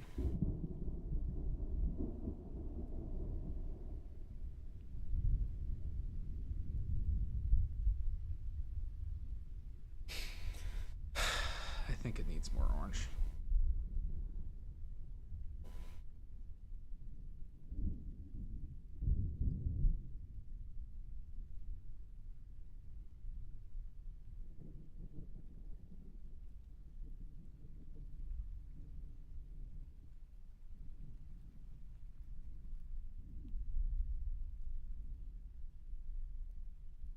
I think so.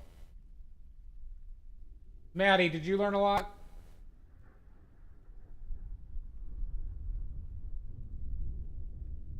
Is that too bright? I think that's too bright.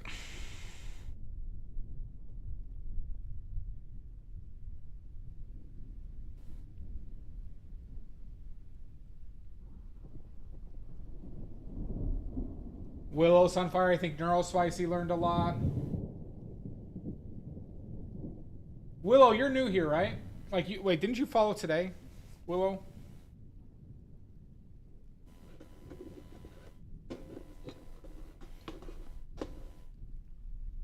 Yeah, you followed today. You made a terrible choice, Willow.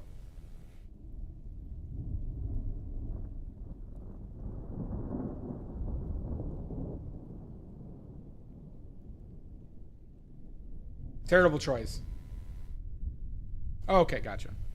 Because you're stuck here forever now. Now that you officially followed, though, you are stuck here forever, and there's only one way out. There's only one way out. Only one way. And I think you know what that is.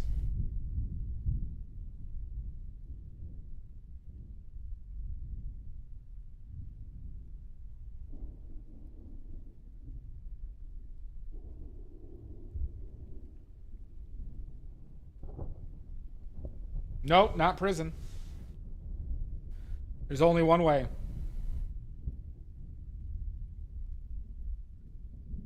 Do you really want to know, Dia? It's awful. There's only one way out of this stream. Only one. Do you really want to know?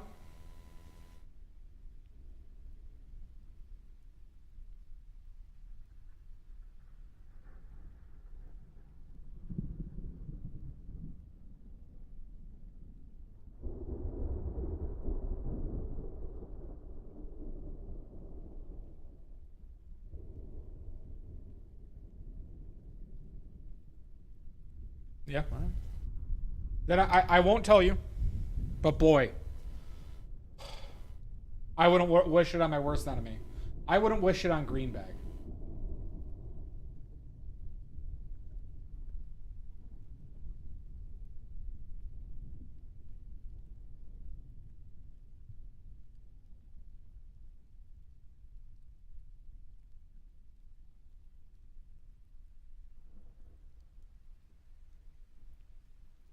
All right, well, this one, all right. Will, Maddie, the only way out of this stream is a 2 weeks notice. A 2 weeks notice is the only way out.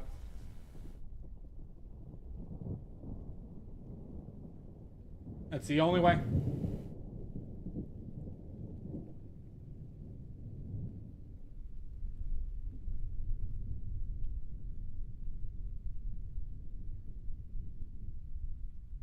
It's truly, truly awful.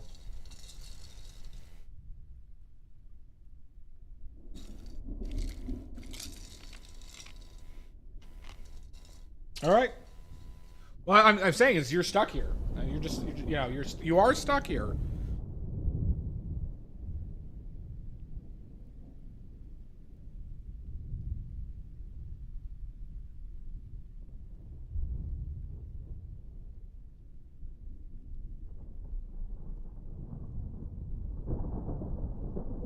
Oh my God, Pickles! Jesus!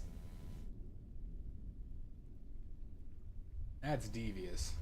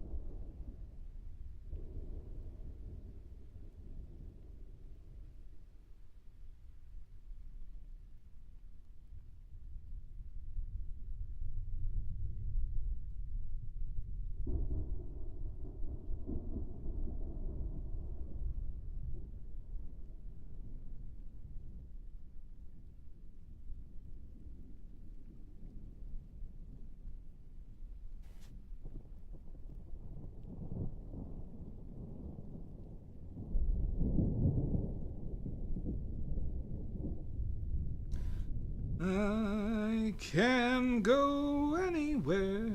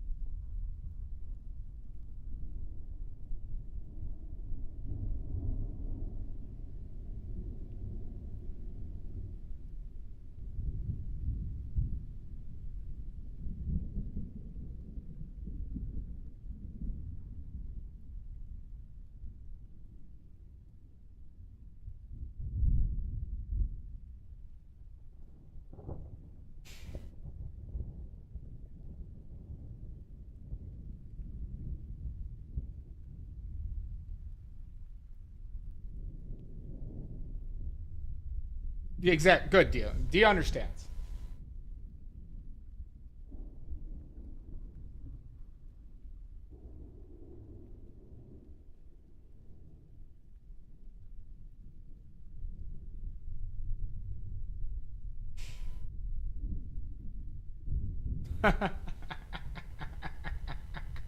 That was one of the takeaways. Because they don't. Paint companies could not give a shit about you as long as you're buying. There's one fairly ethical company that I've come across for paint making. Now, that's just that I've come across. I'm not saying that there's none others. And then there's two semi-ethical companies.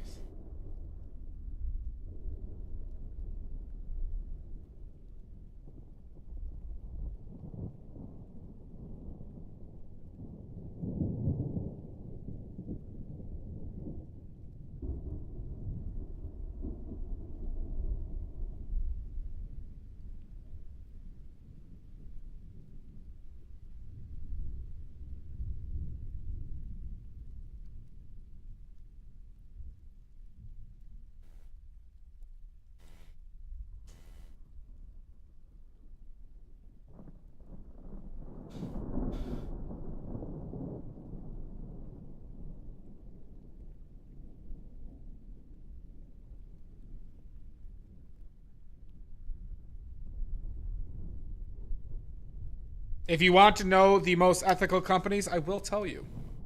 Or the most ethical company. The only issue with them, and it's because the product is good, but it costs an arm and a penis.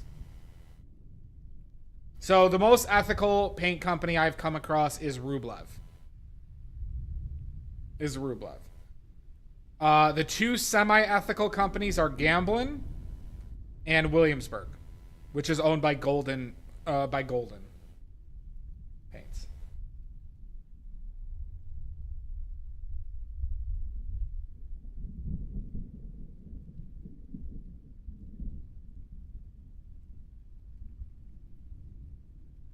Goddamn right I am lost. What if you're gonna have to find one, Pickles. They don't care where the penis comes from as long as there's a penis.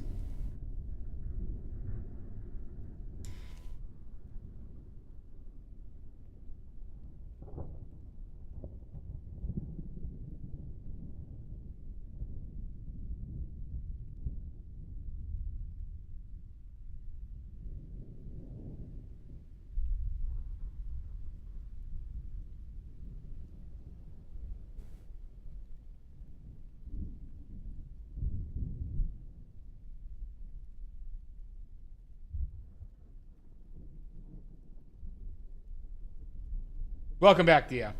Can relate. Yep. Yeah, your Pickles, just use the watercolors. It will grow back too if you get rid of it. I have used Utrecht. It's just a student grade. It's just a student grade painting company now. Blick owns it, I believe. Student grades have their time and their place. They have the same issues. Usually they have more of the issues that I discussed in the earlier part of the stream. If you weren't here, I'm posting a video on colors to use in your palettes. Student grades have more of the random ingredients and shit that can lead to archival issues. Oh, that's a big... I didn't realize that a big petal dropped.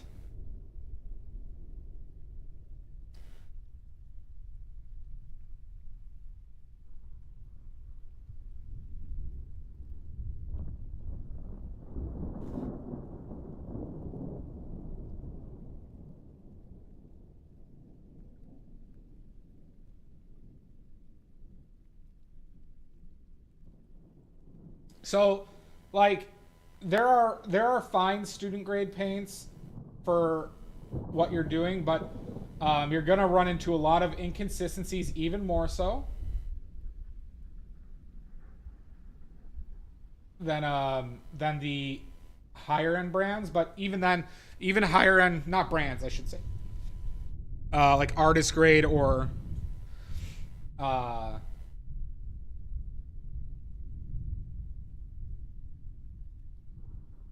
professional grade.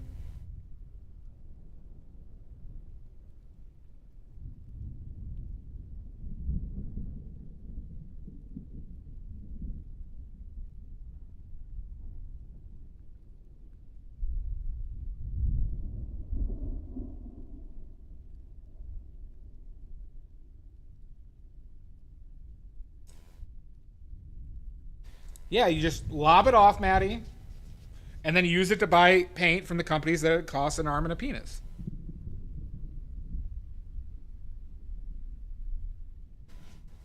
Now, I don't know where you're getting all these arms from that you're complaining about penises.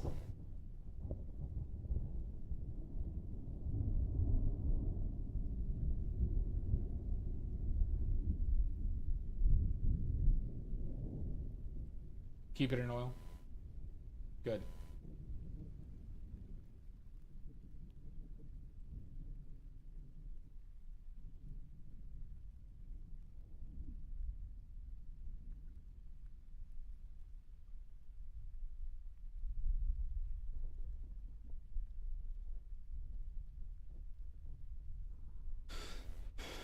I can go anywhere.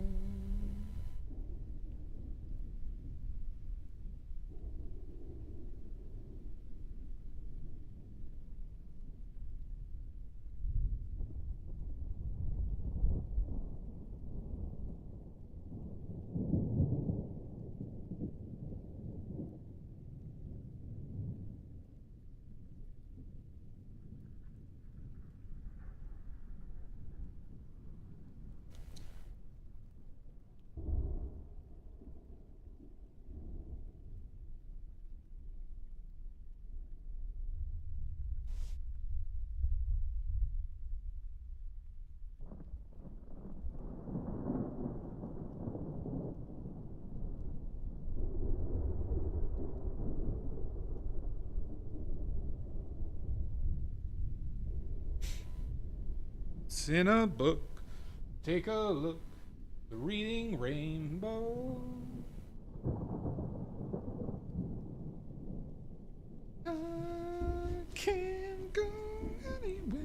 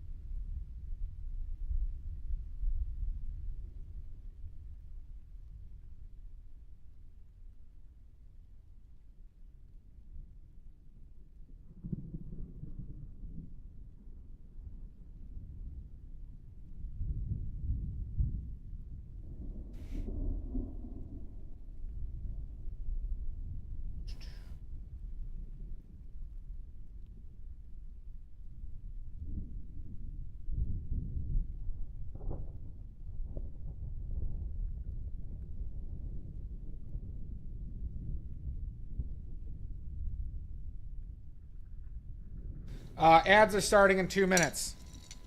Ads in 2.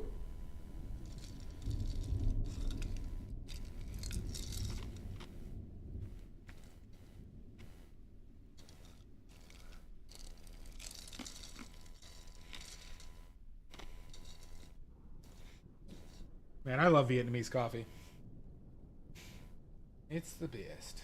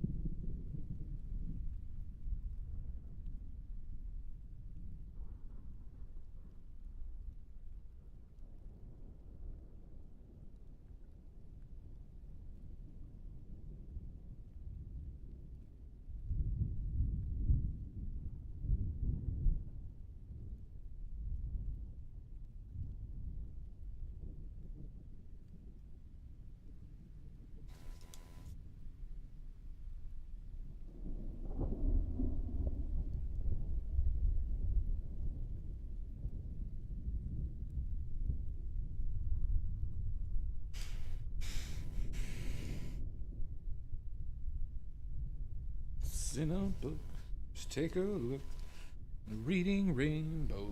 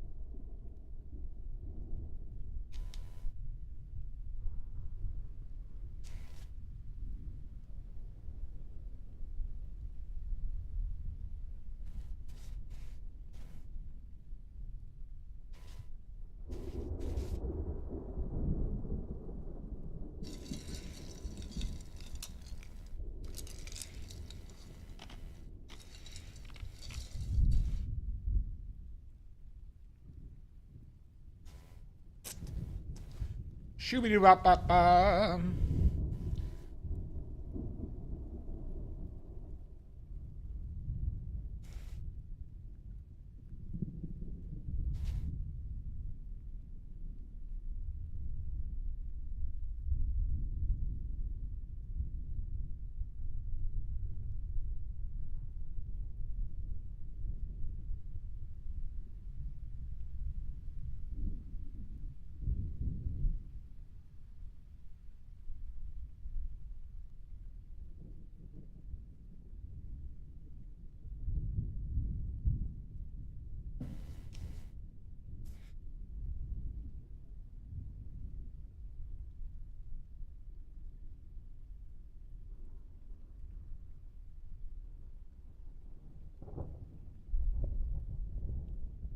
How many do you have? You're at 120?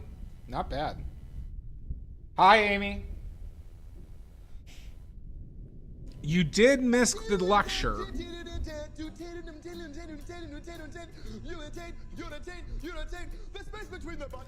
Alright, I'm not a taint. Not a taint. Clearly not a taint.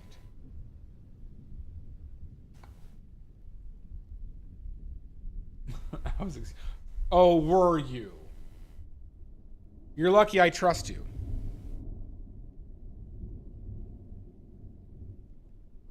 You're lucky I trust you, Amy. Oh my God!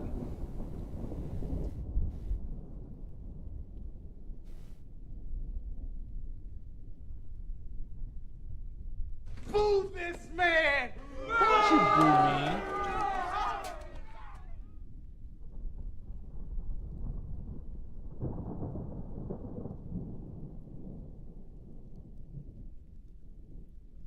God damn it. Not that. Maybe this, actually.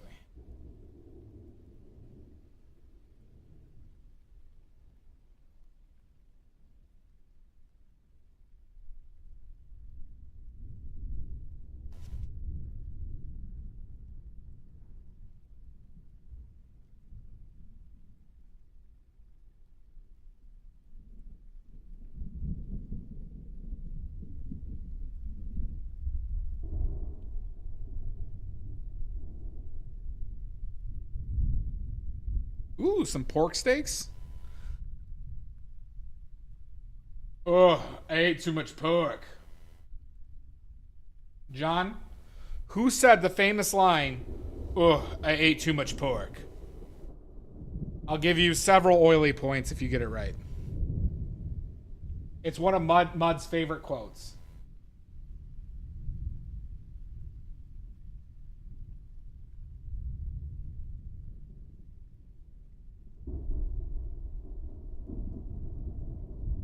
Nope. Not John Mayer.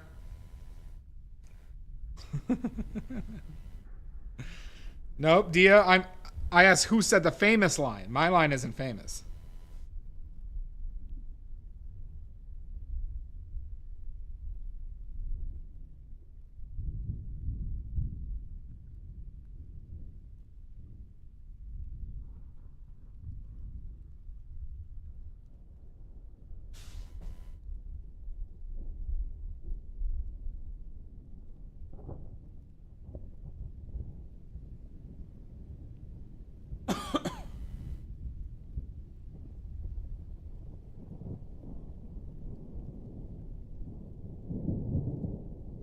I'm going to give him a couple more minutes, Amy, then you can snipe it. Do you want any more guesses, John? I'll give you several oily points.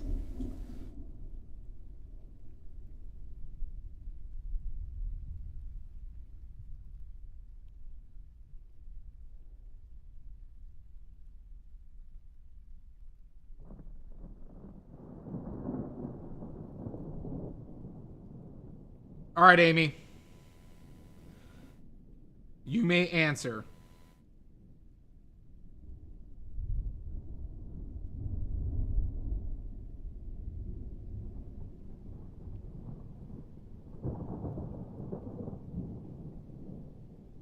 Not a clue? All right.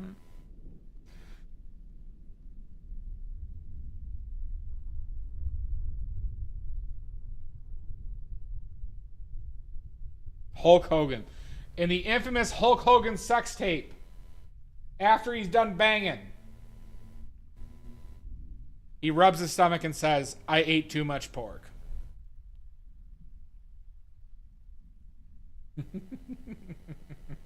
And that's the type of information you get here, everybody. That's the type of information you get here on this stream. I award you no points, and may God have mercy on your soul. Amy, you get a point. It was a big deal back in the day. Amy knows because I've talked about it on stream before. I'm fairly certain.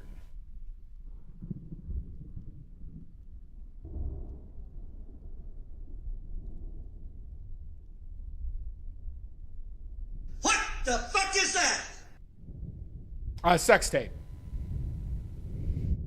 Well, Amy, because you're a resident pervert. This makes sense to me why you remember this. You're our resident pervert. Boo this man! Sounds good, Pickles. Don't boo me.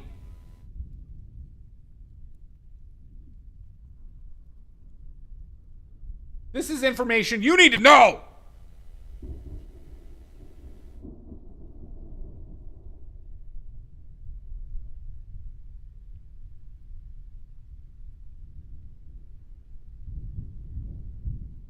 Just wait till the day where you have a trivia question and you need to know about Hulk Hogan's sex tape.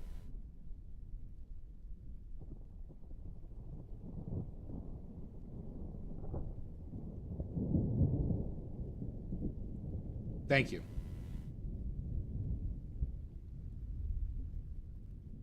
I knew about it because I used to listen to the Howard Stern show a lot. And at the time, he was friendly with the guy whose wife it was that the sex tape was made with. So it was a big topic.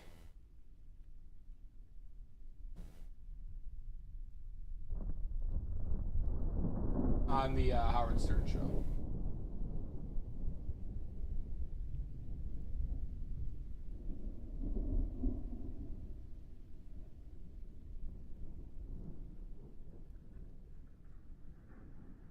You're damn right it will, Omizu. You don't think it will? Wait till you're at bar trivia and that question comes up.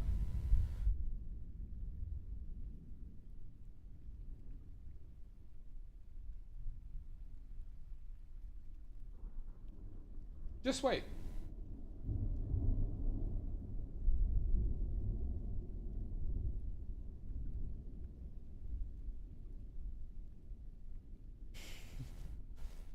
What infamous and horrible celebrity said I ate too much pork after having sex with his best friend's wife?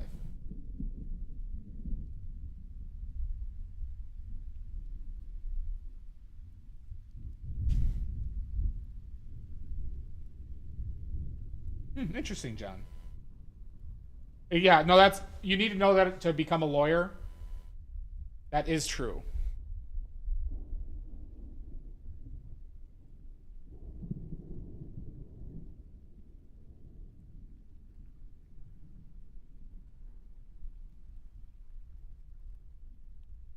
Well, that is a question on the bar exam.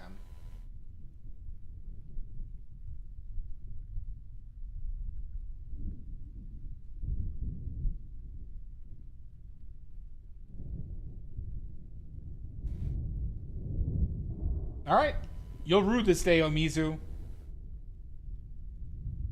Did I miss several hydrates? I'm sorry, Maddie. How many have I missed? Just one?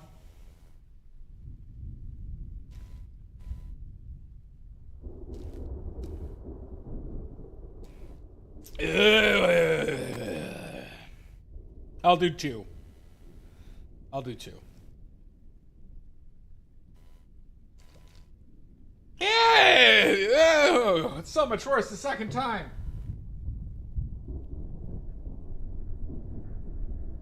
Oh, God.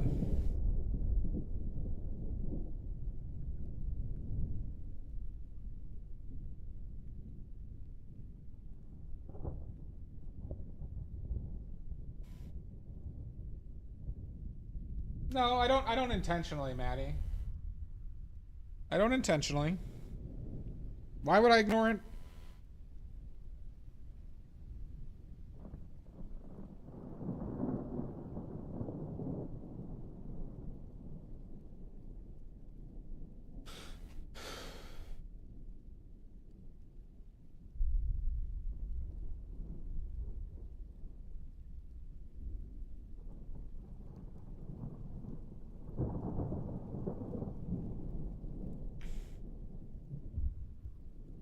Yes. You are a troll.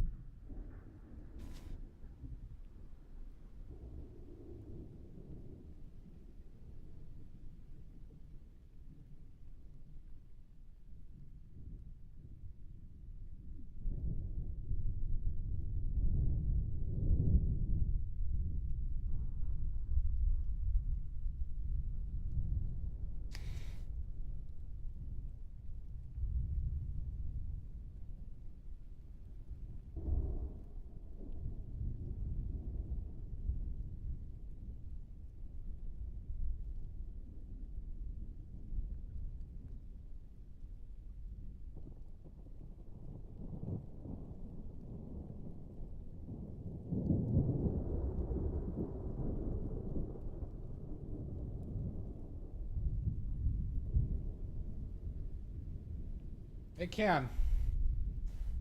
Definitely can, John.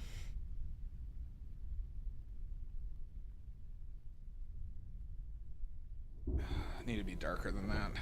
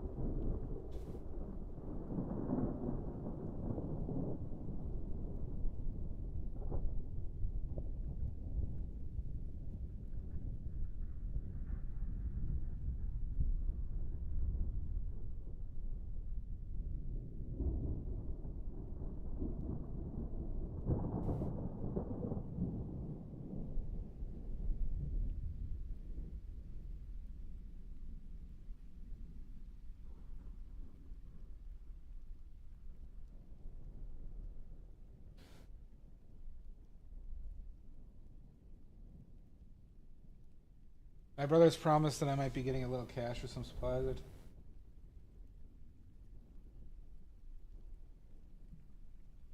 Yeah, I've seen a lot of your Procreate stuff. It's very good. But I understand the want to do physical a lot. So, like, I have no interest in doing Procreate, but I get why people do it.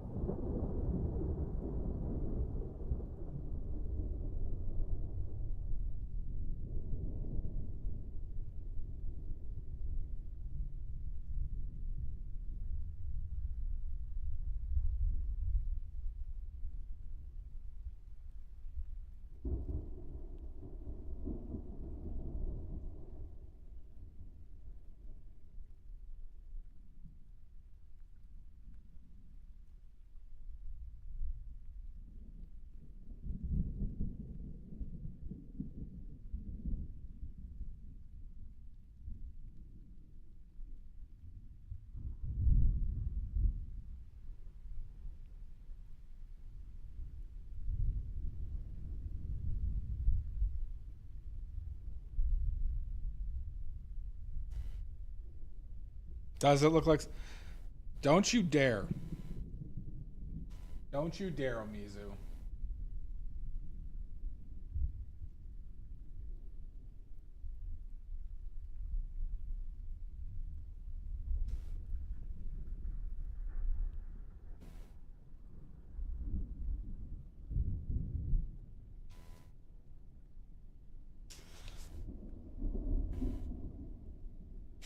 Well, then you're getting it, John. That's the skill, right, of impressionistic painting?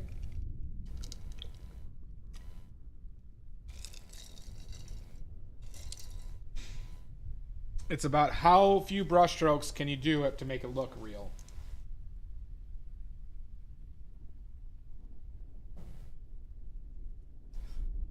This is why I don't recommend tracing. I think tracing inhibits a lot of growth.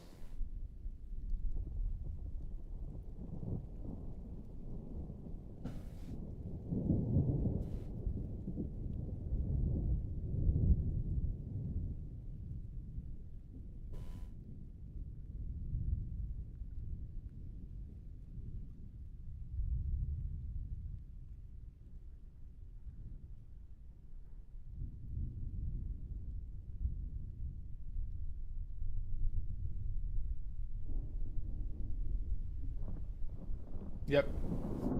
Shut up, Maddie!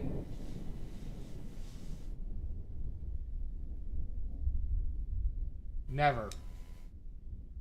I'm not gonna paint cubism. It doesn't attract me in the slightest.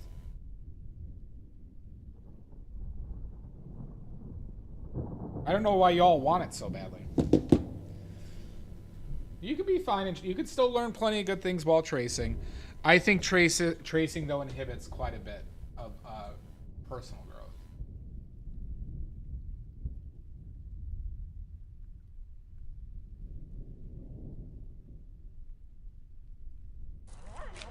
Tonight, you. Jesus Christ.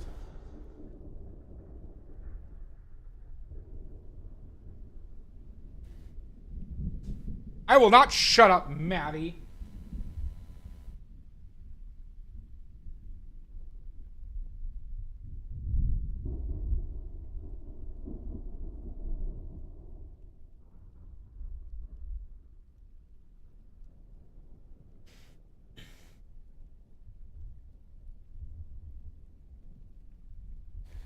Well, you know, it's different if you're doing, like, I'm talking in the context of realism.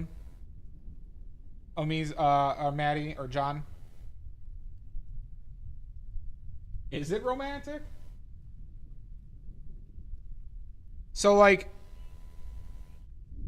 if you're doing what, like, Wheeler does, it's different. Right? I'm talking about in the context of impressionistic realism. But if you're doing, like, drawing, it's a lot different. See, I actually disagree with that, Amizu.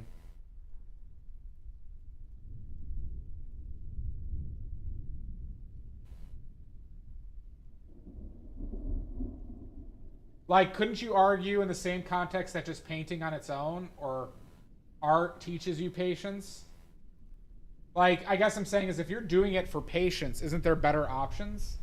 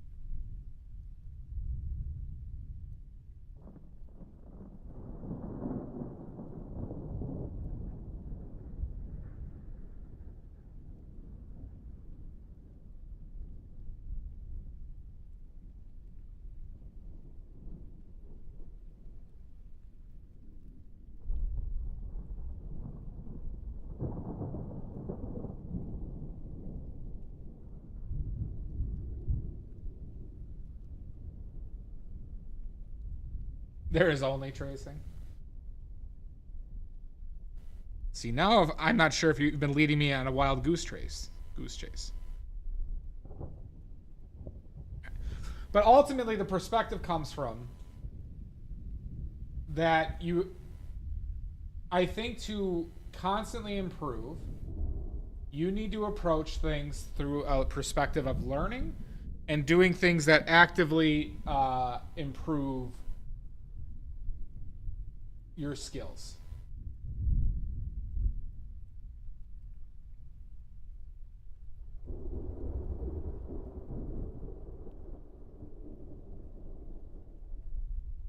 I think tracing prioritizes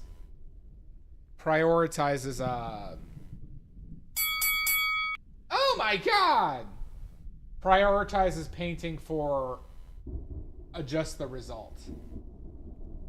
And I understand some people have to do that, so like I'm not gonna like say like somebody who's on a deadline shouldn't, but if you're painting in the context of learning, tracing I think is the devil.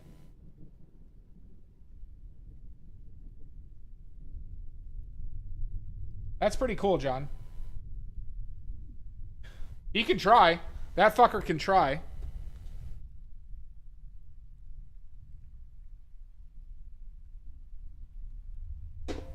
But I'm not going to send him a weekly report. Do you hear that fucker wants senators to send him a weekly report on their achievements for the week? Can you believe this shit? It's crazy. I am anything but a fucker.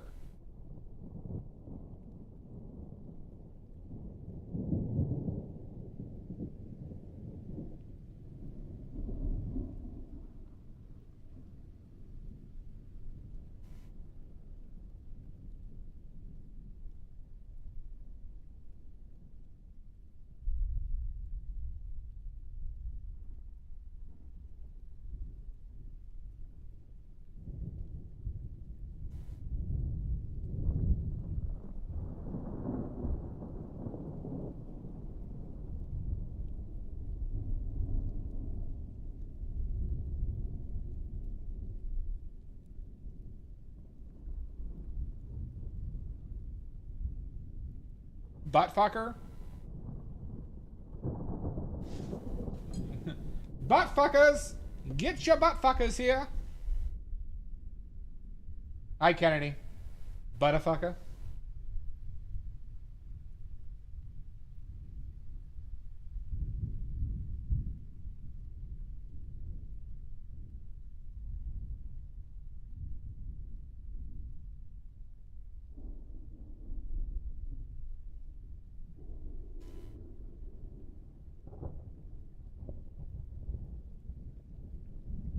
Butterruckers. Hi, Tommy.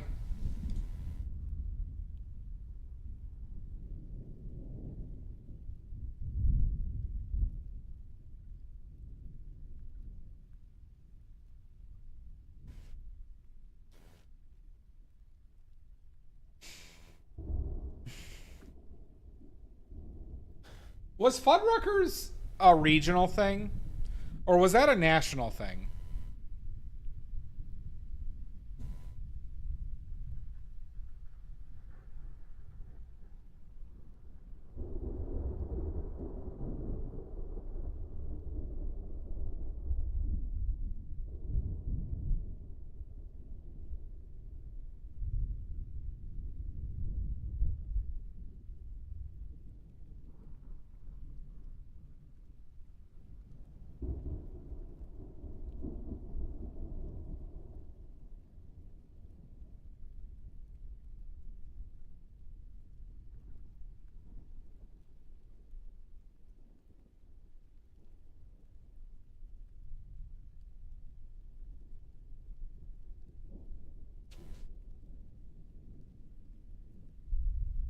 In the 80s. I had them here in the mid 90s.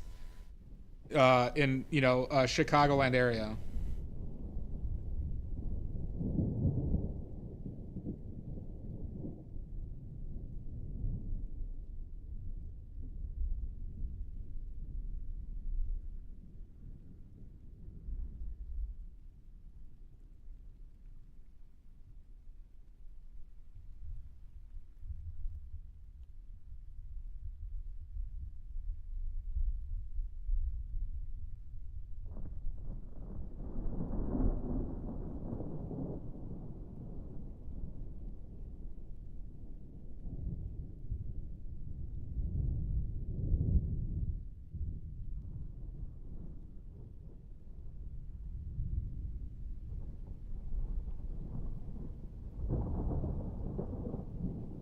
A Wawa? No, we don't have Wawas in the Midwest.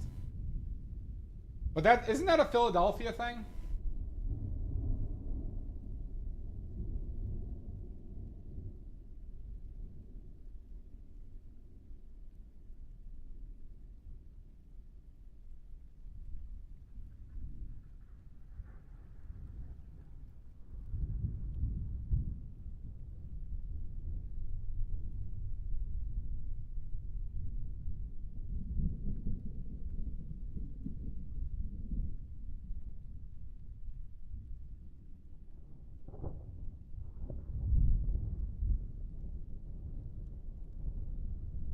Yeah, we don't have sheets in the Midwest.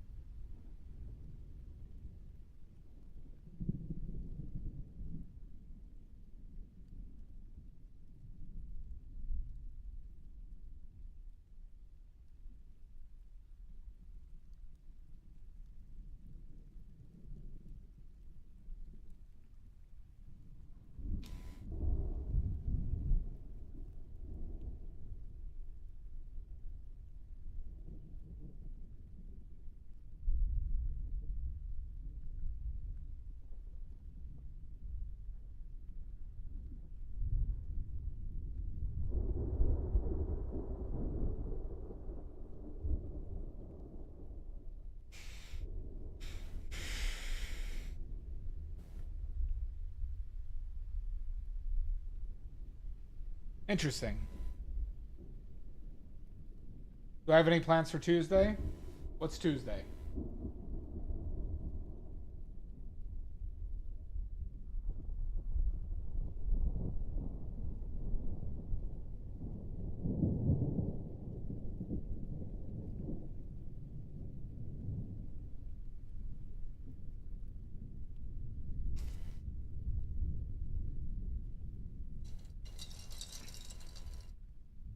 Tuesday is a Tuesday, isn't it?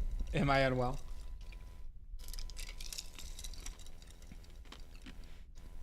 In general, probably, Amy.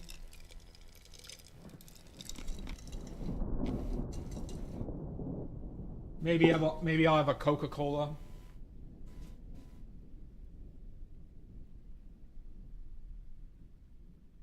What is today? The 16th? 17th, 18th, 19th. The 19th is on Tuesday.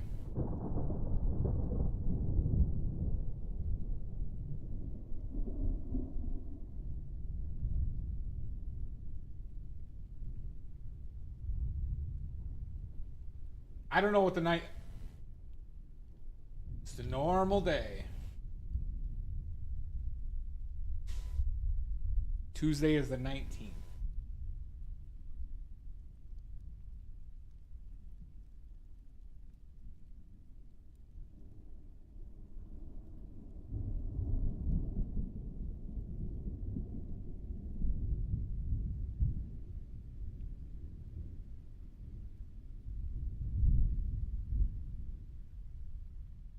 Just a normal day. Now, what Amy's alluding to, it's my birthday on Tuesday. It is my birthday on Tuesday. Amy, I'm just trolling you.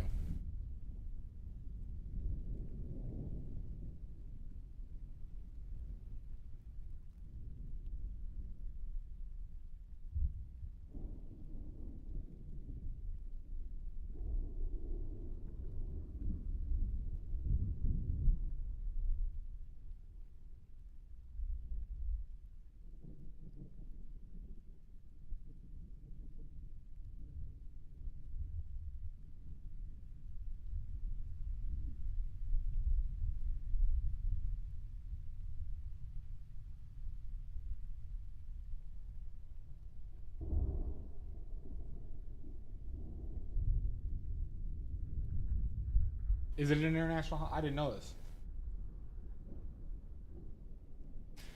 Yeah, we're doing a lot with it, Nathanzar.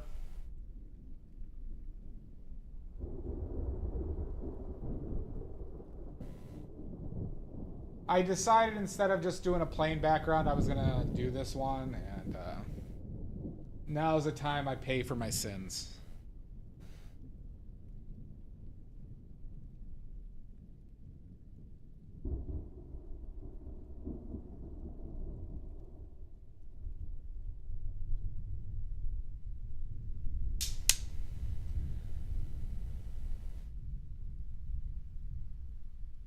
Well, that's fine, Dia.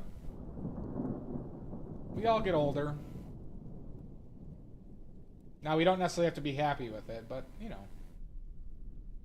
Wait, what the fuck? Oh, no. This pedal fell off while we've been painting.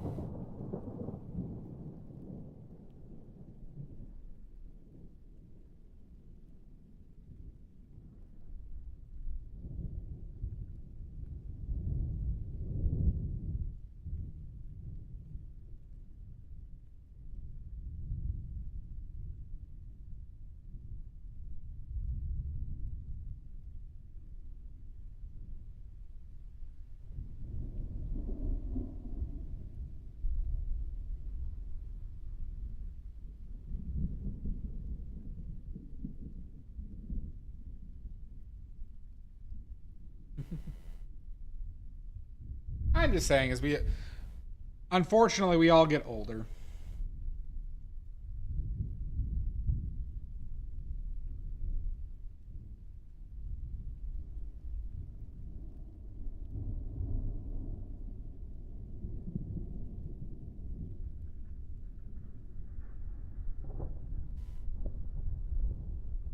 Oh, is it? Nice. I guess it makes sense that me, one of the best looking people on this planet, is born on that day.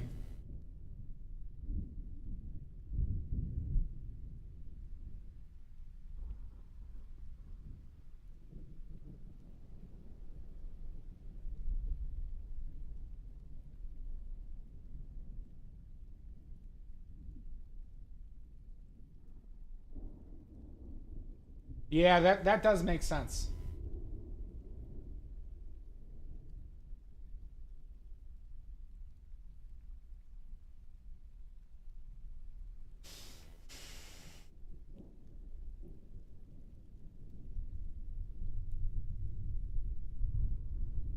Well, when your birthday rolls around?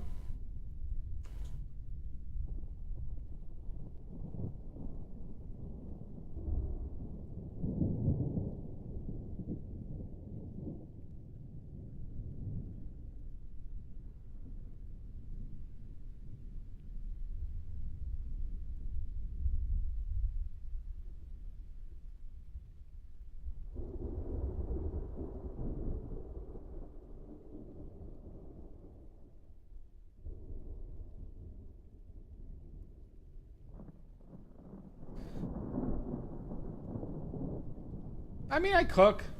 Denny's is a treat. Probably not.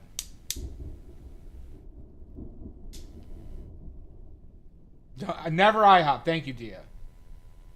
I could do that. I could make myself buttercream frosting something.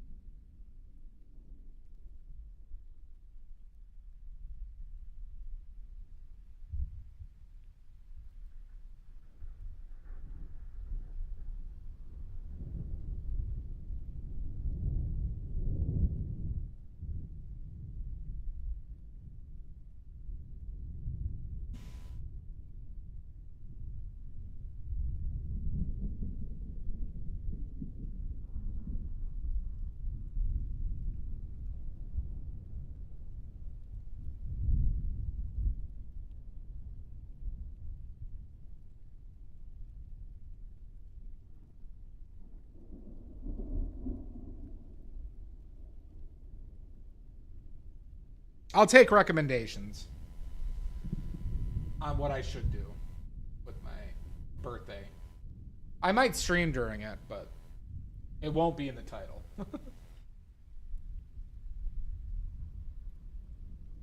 Well, actually, I'm not on pace to stream on Tuesday. I'm on.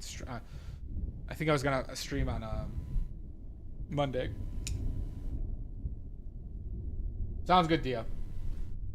I'm actually wearing pants today because of because it's a bit cold. Randy in a dollar store birthday hat. No, Rudy came back, Mud. Rudy came back last Wednesday. Rudy said he finished some work that he needed to do. He seemed really smug about it, like a fucker.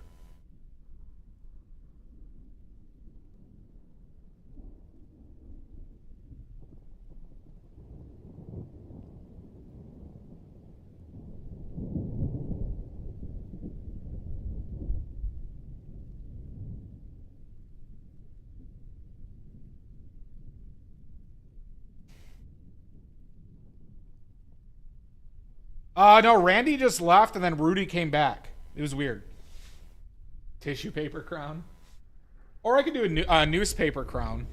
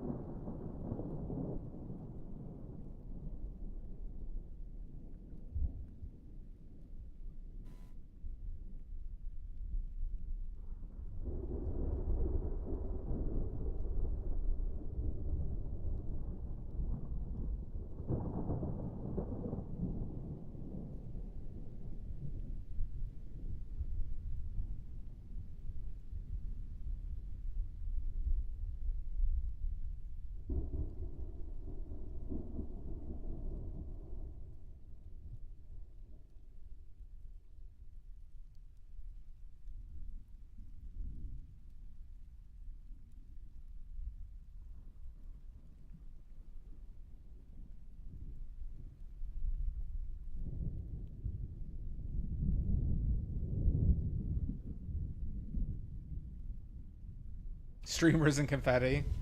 A noisemaker. A clown. Maybe clown. Who doesn't love a birthday clown that breathes heavily and stares at you?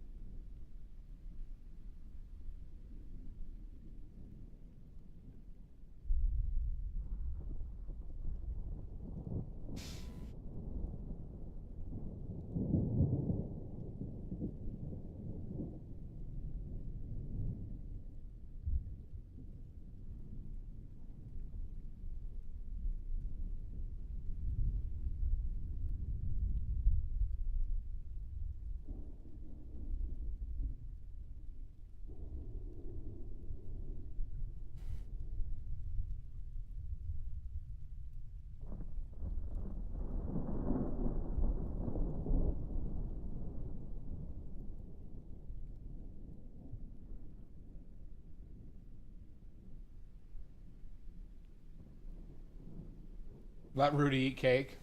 That's true.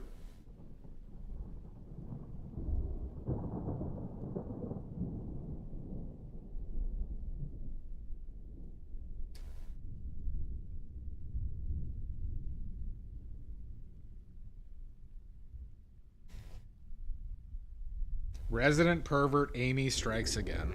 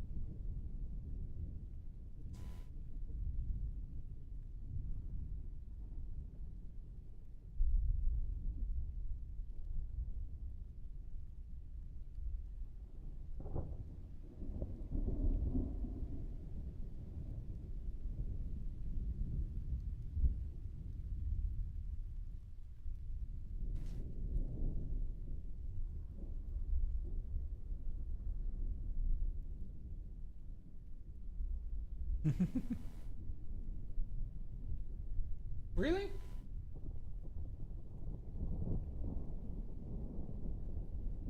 Well, that makes me sad, dear, because you are a delight.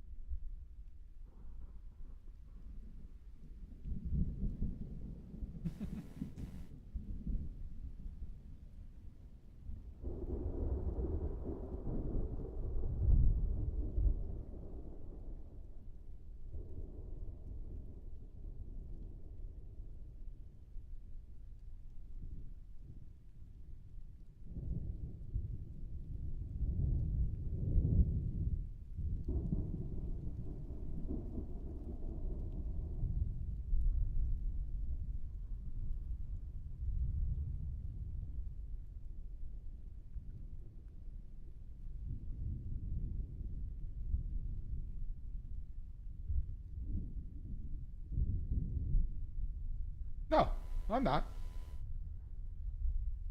He is my friend.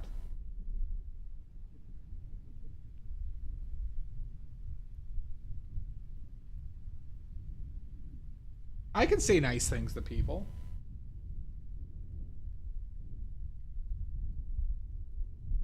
I can say nice things.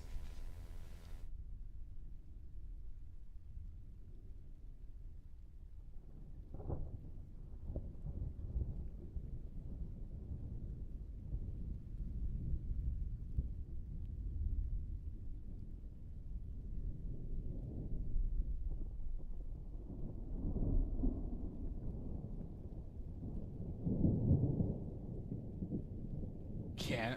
Of course I can. That's gonna be pretty bright, huh?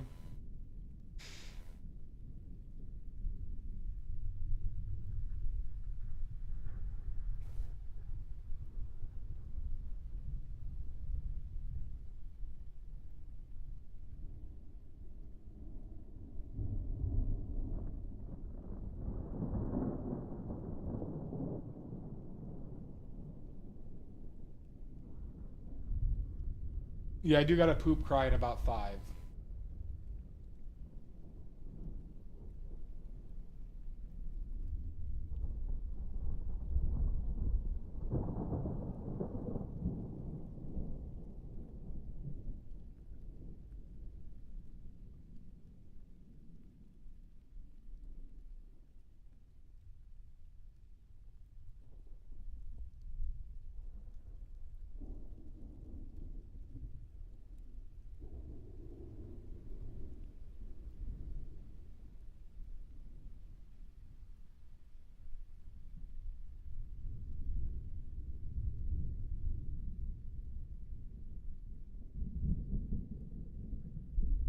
About 2 hours ago, Maddie, and I'm gonna take a break now.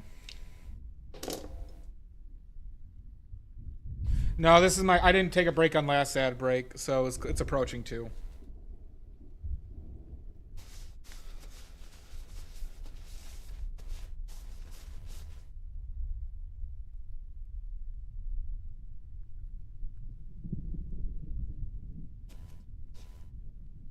Alright, so we're gonna take a break. Everyone else go poop and cry as well. Or else.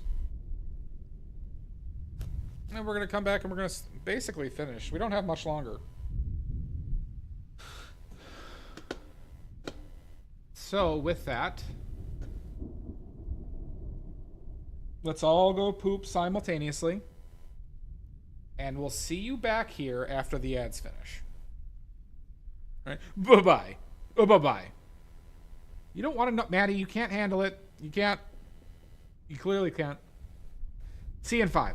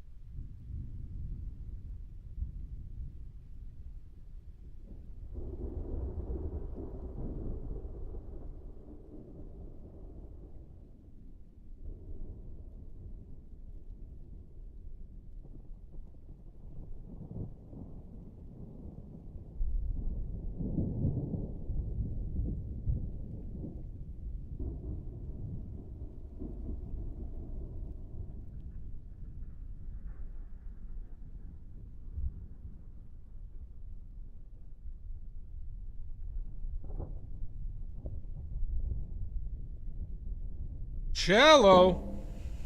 We're back.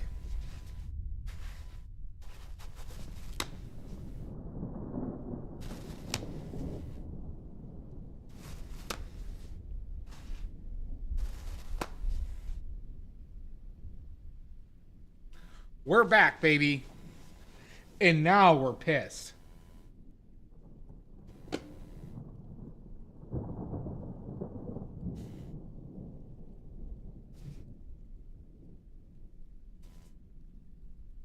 We're back, and now we're pissed. We are... Wait, are we not live? Are we not live?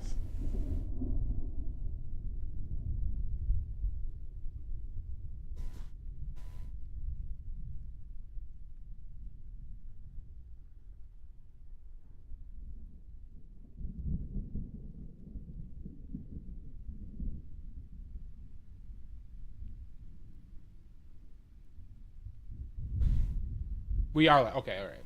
Oh, wait. Oh, shit. One of the rare times I'm actually here live and my stunt painter is...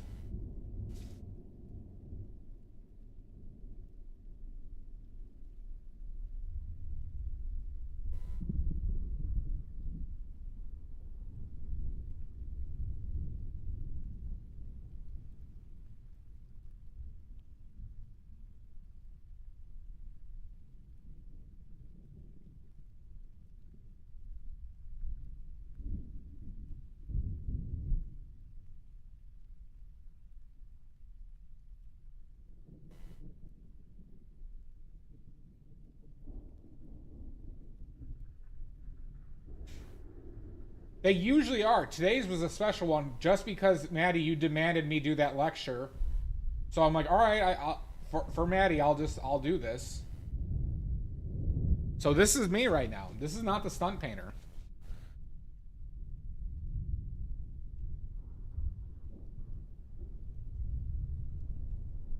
Maddie demanded that, you know, I be here. You did. So I was just like, all right, this is awkward. I might as well just do this.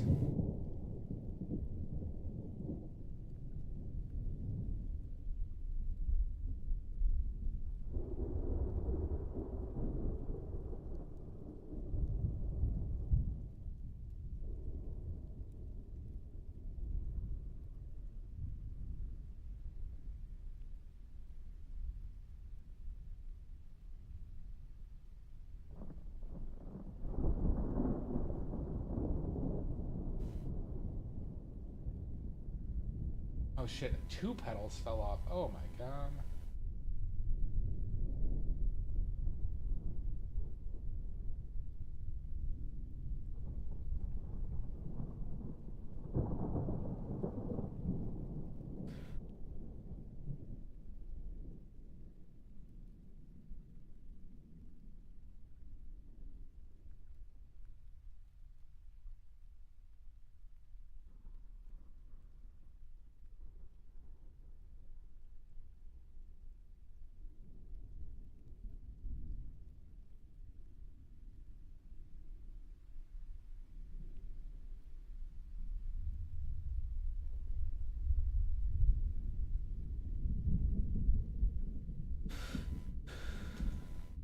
Have a good one, Tommy. Thanks for hanging out.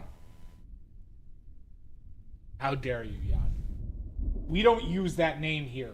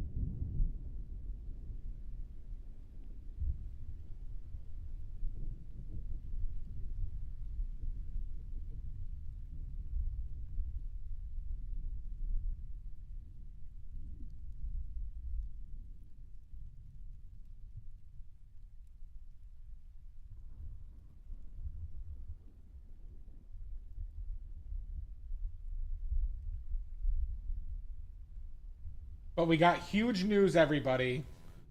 Huge news. Jake Paul is going to be on the next stream to advertise his fight with Mike Tyson that's happening next week. It is. I mean, you know, you can't use expensive paint for shit like that, but it's like what I said, it's just such a gimmick that it just annoys me, because it does, like, doing what he's doing is just to say he's finger painting. Like, that's it. It doesn't do anything he like is trying to do better than just like using a brush or a palette knife.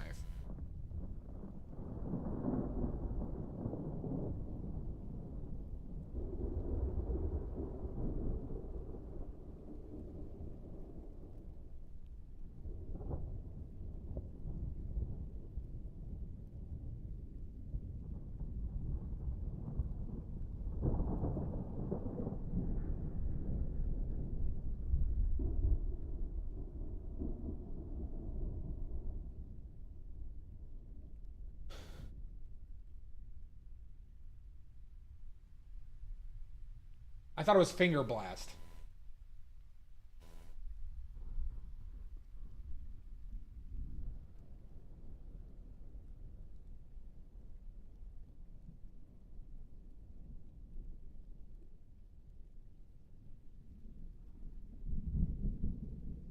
No, just Jake Paul. Jake Paul's apparently there's some fight with Mike Tyson that's happening next week, and he's coming on stream to advertise it. Yanez.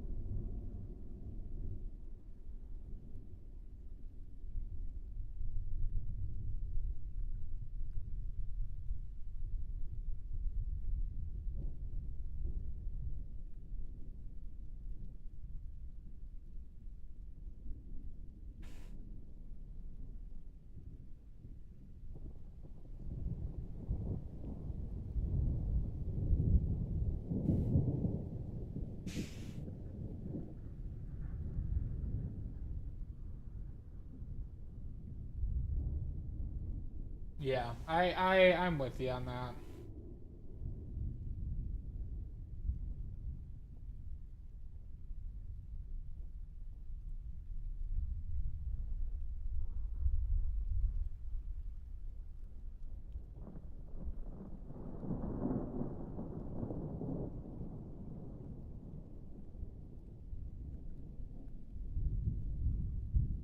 And I like, you know, thick painting, but like that, once again, it's just gimmick.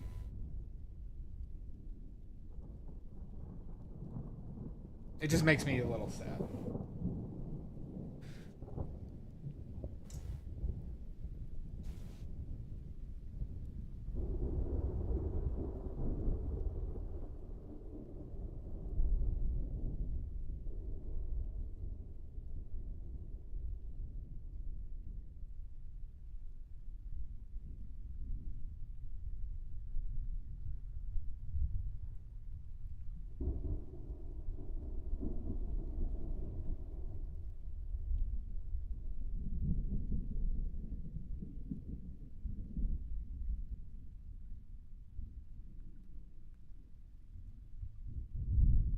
Love it.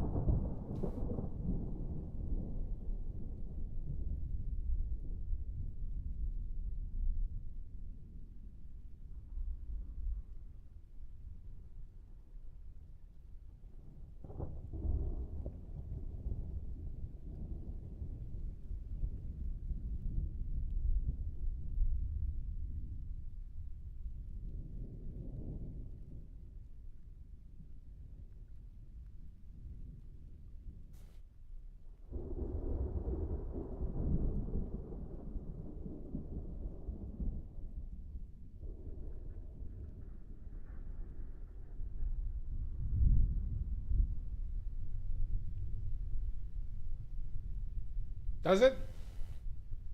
Are we talking about this? Oh, it does. That's a clear penis and balls.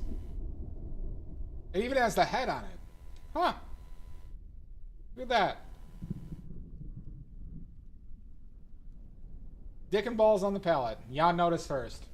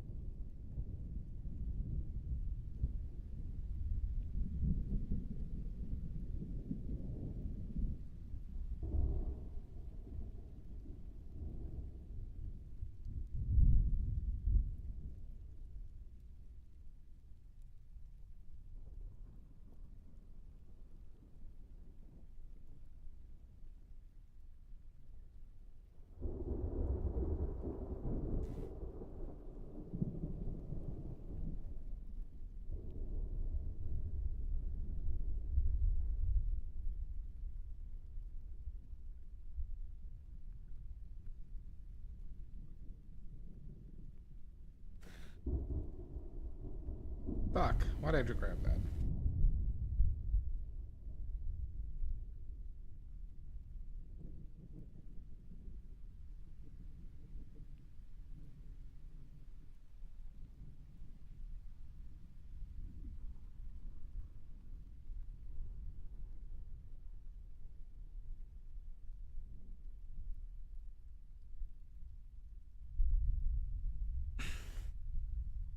How are these flowers looking, everybody? We liking the flowers? Yay, nay? Or they look like shit? Stop it. Quit. Where are we at right now?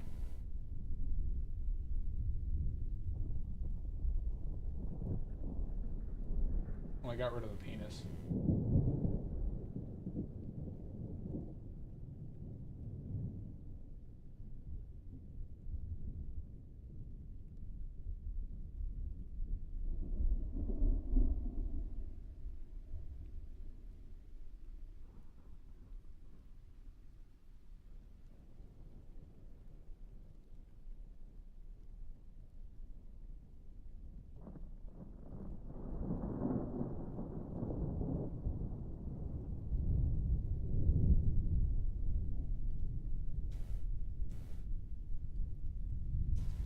Thanks, Will. Thanks, Jan. Decooning. This is not a decooning.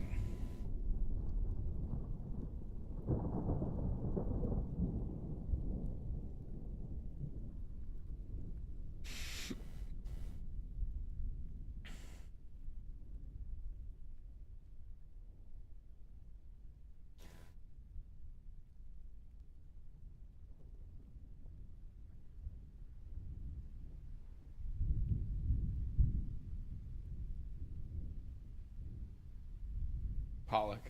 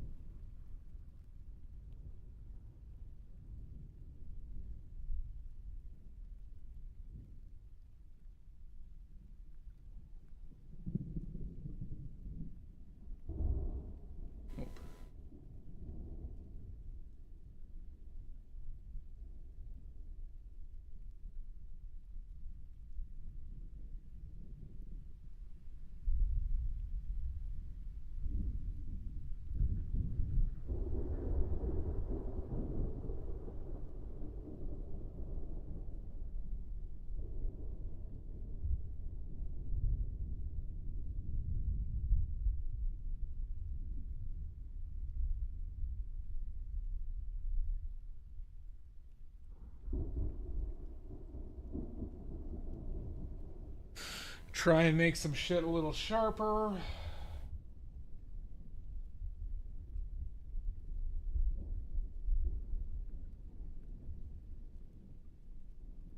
I needed to do that too.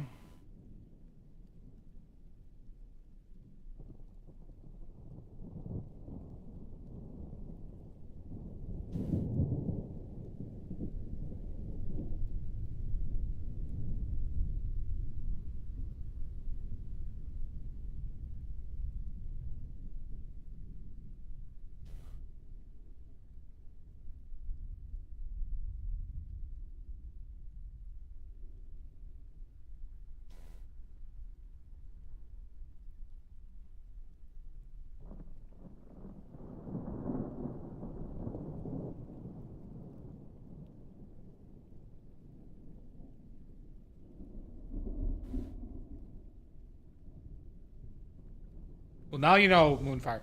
If you just watch every minute and every second of my streams and videos, you can paint as badly as I.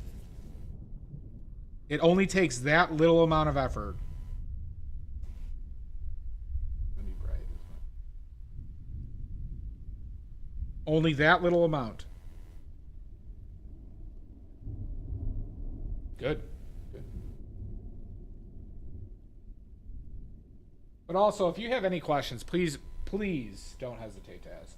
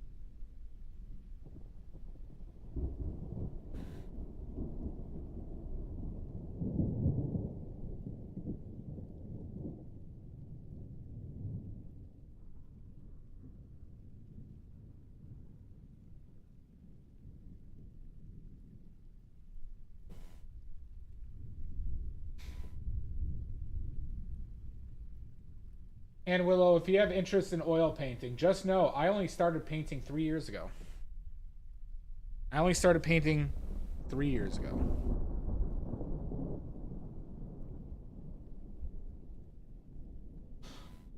No wonder you watch so much finger painting videos.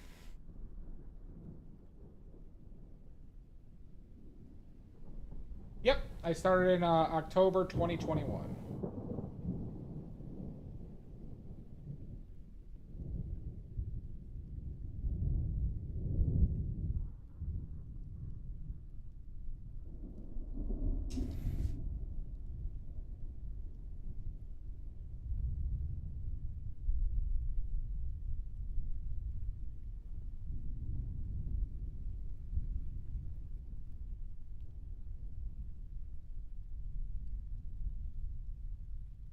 What the fuck?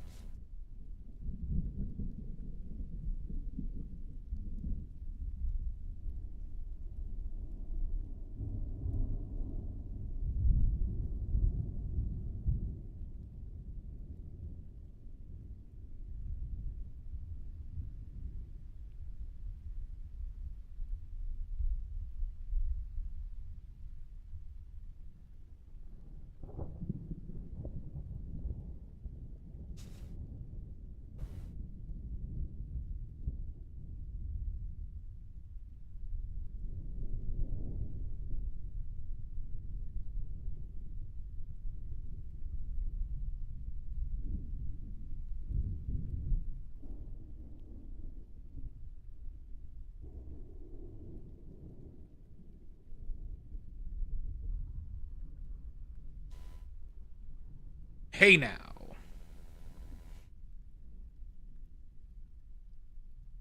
Yeah, Willow, if you want to check out my Instagram, you could see, you can see my early stuff. If that's something you dare to look at. I suggest wearing protective eyewear though, because your eyes might melt from the badness.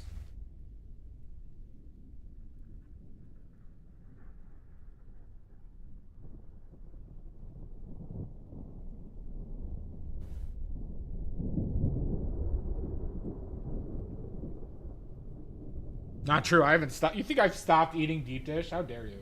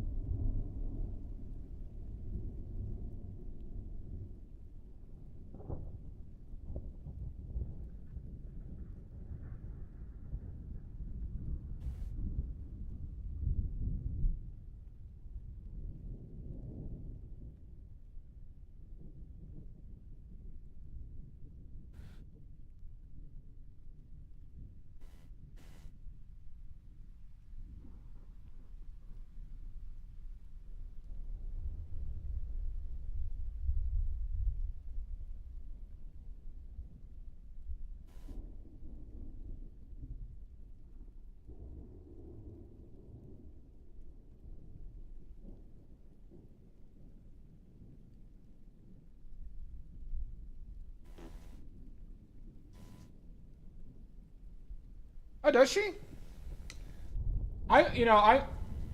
Like, that was an old one. You know, I didn't think that one would ever sell, so I was actually surprised that you liked it. But there have been some people who have specifically expressed interest in that one, which I always thought was kind of interesting.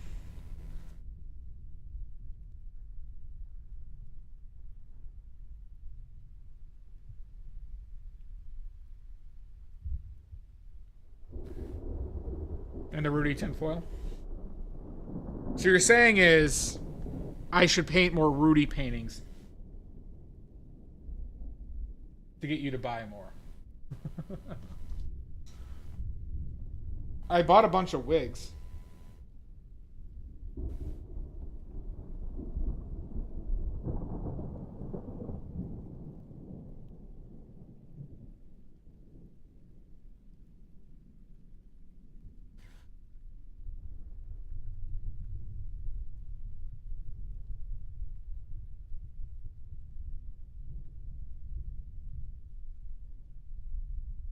But what about a teapot and flowers? Einstein is still one of my best paintings I've, like, execution-wise, I've done. That one, in my opinion, at least.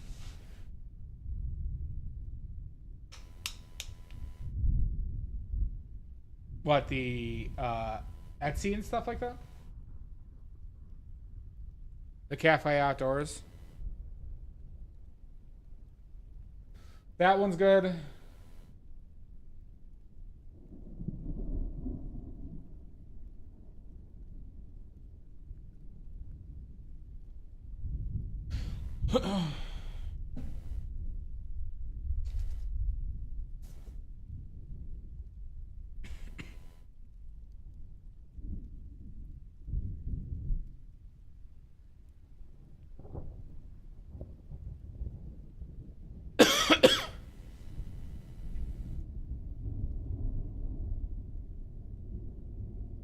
I like that one. Are you talking about the one with the 3 boats that's really colorful, or the one that you have?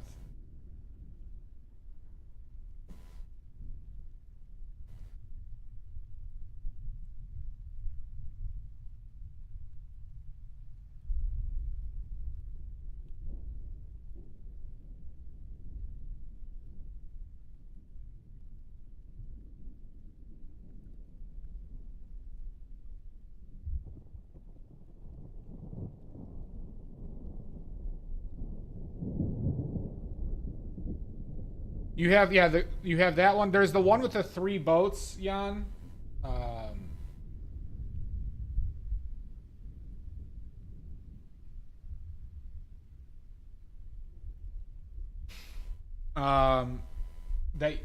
It's on my Etsy.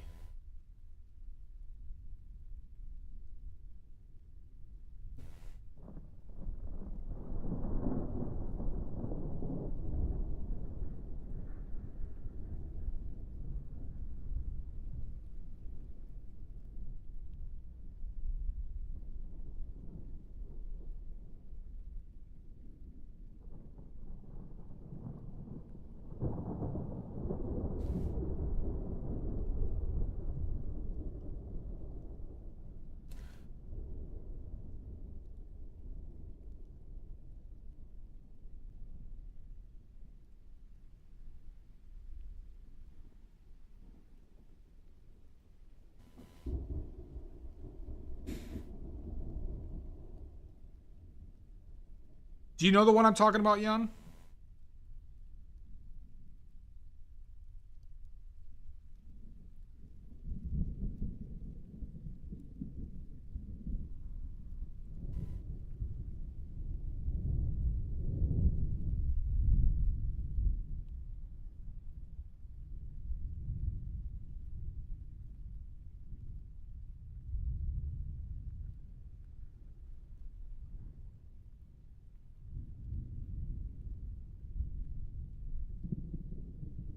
It's fit your MO a bit.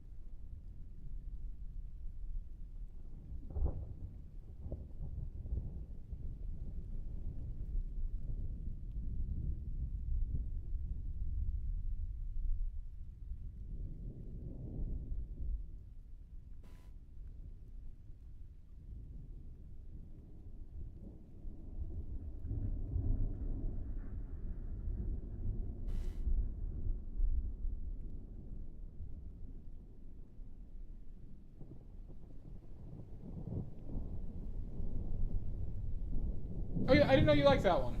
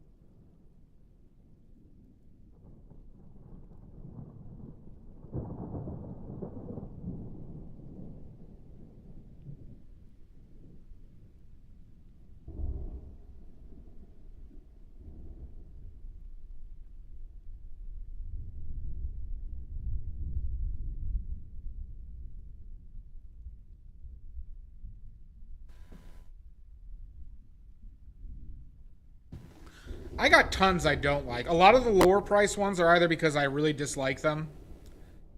Let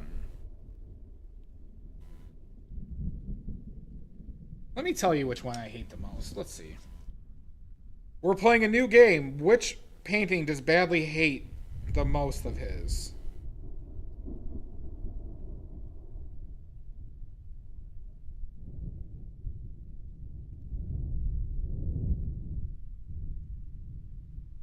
One second. Okay. I hate all my watercolors.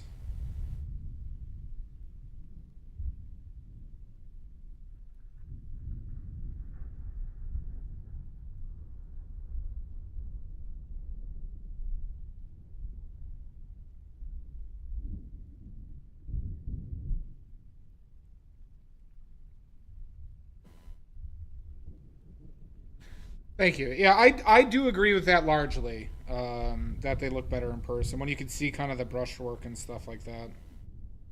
Why can't I find...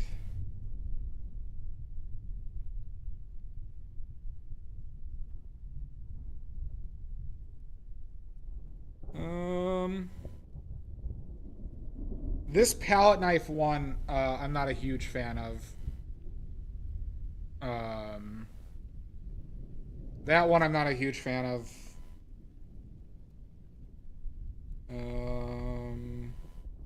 I don't like the polar bears. I think the polar bears aren't good. I think the flowers with like the purple white vase. That one I don't like at all.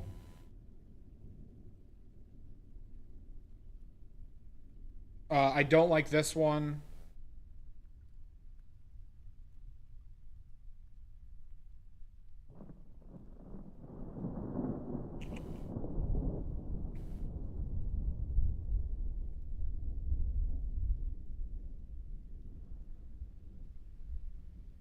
Not a huge fan of the Leslie Nielsen one. I'm not a fan of the Venice Waterway one anymore. Don't like that one. I don't like the Milk and Pepper one. That one was turned out really bad. That's probably one of my worst paintings for a long amount of time. Didn't like how the Ruth Bader Ginsburg turned out. Don't like the two Highland cows turned out. The snail on the mushroom I didn't like. This waterway one, that like with like the arch, I'm annoyed with how the colors just don't pop. Plums on the plate, I'm not a big fan of.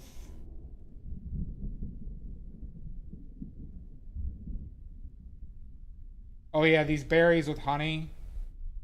Didn't like how that turned out either. There's a good amount.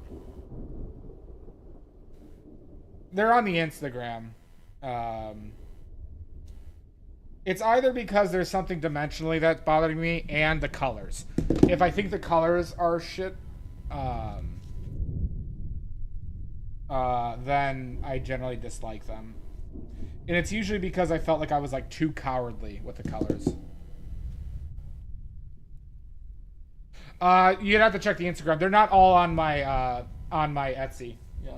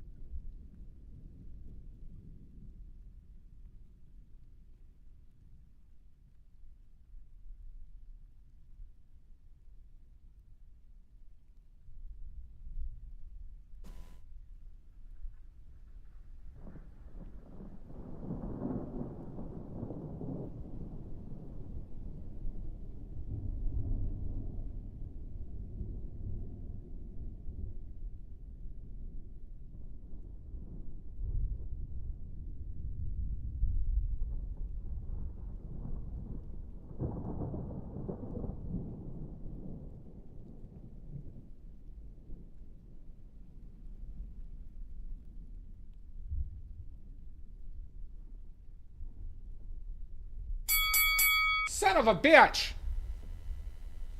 God damn it, Tommy. You'll rue this day. You'll rue this day, Tommy. You'll rue it.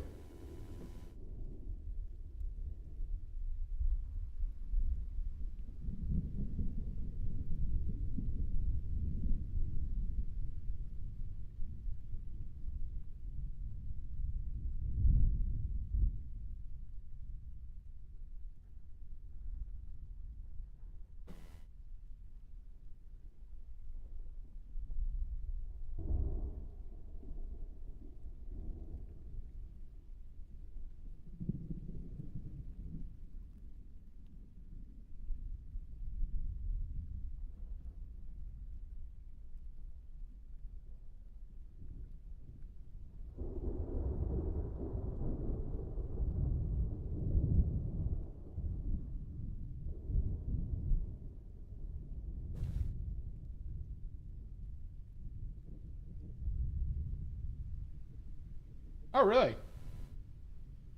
You always do, Tommy. You always do.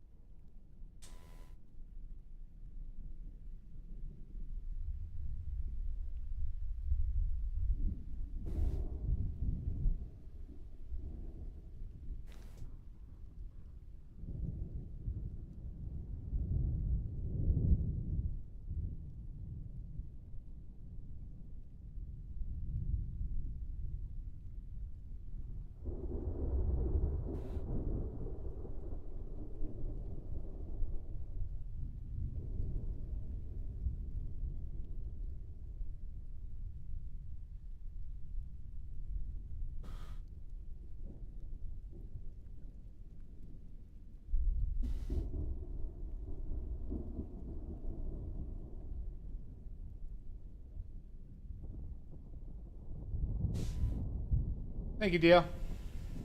We're almost done.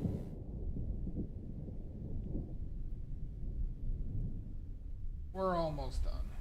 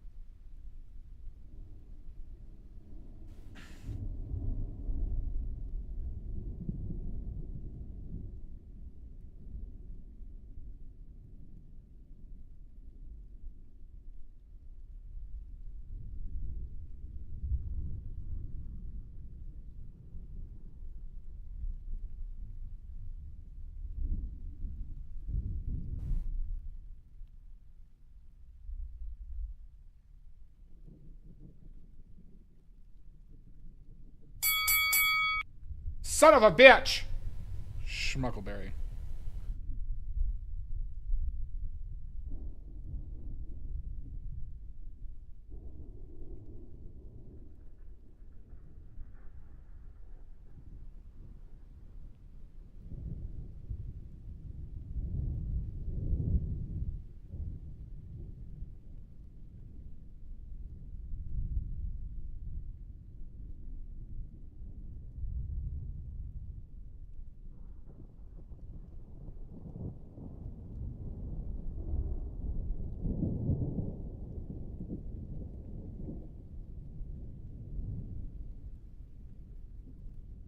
Fuck.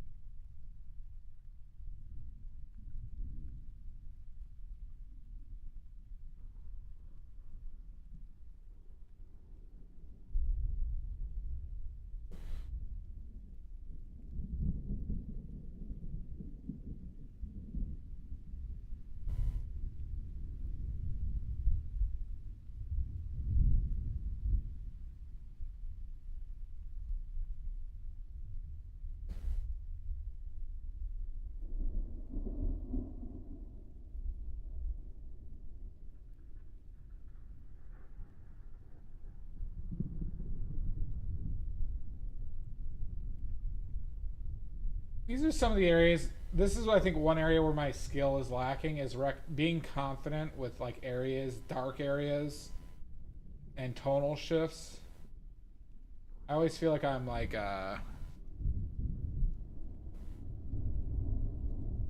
pussy dicking around with it.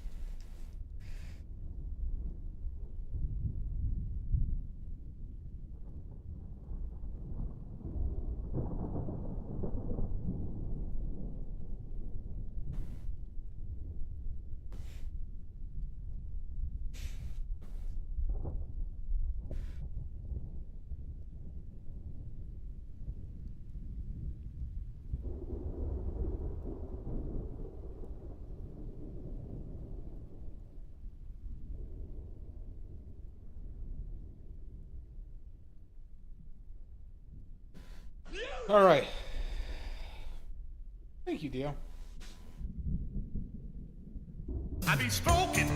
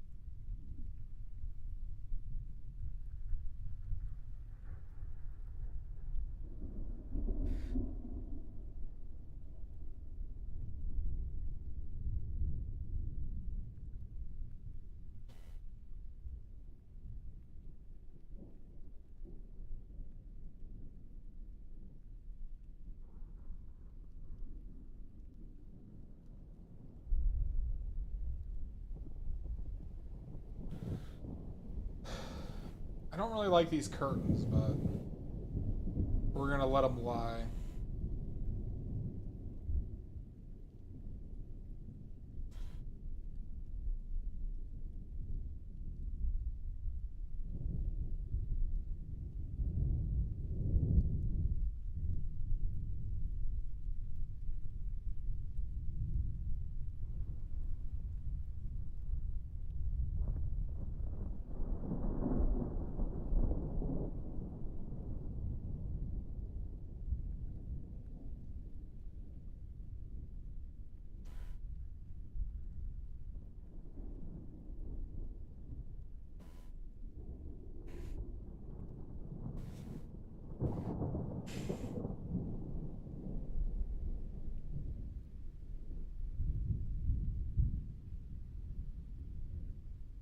Almost done, everybody. I know you're all dying to get out.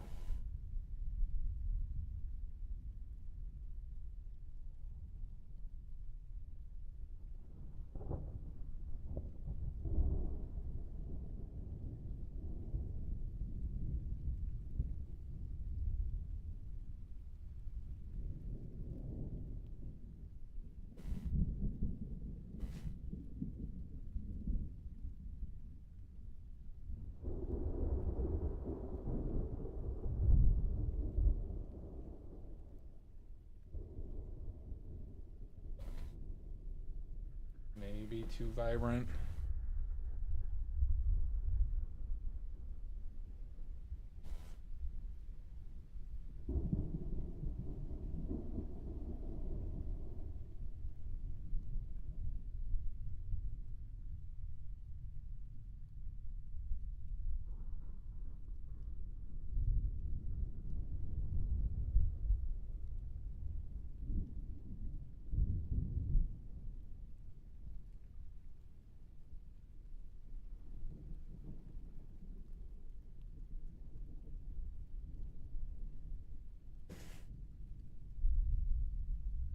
All right, I think that's it for today.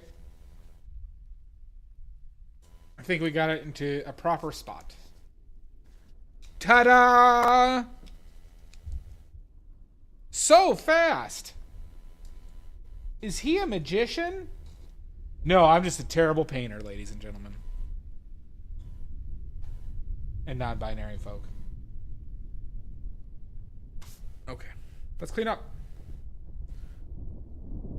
Let's clean up.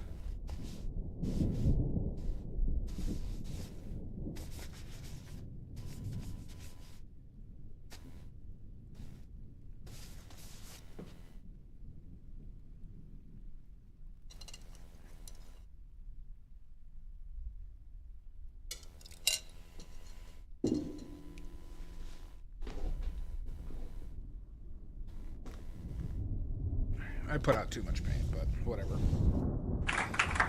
All right. Thank you, Dia. You know who I was thinking about the other day who we hadn't seen? Has anyone seen Sweet Pea?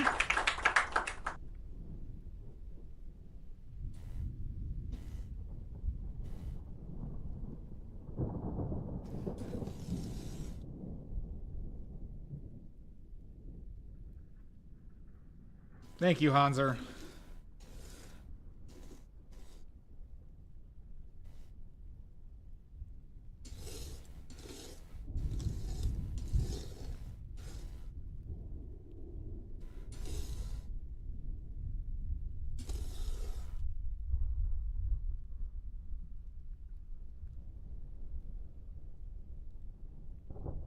No, Denny's. God damn it, Amizu. You know I'm trying to get... Everyone who watches my stream needs to eat at Denny's 4 square meals a day. All right?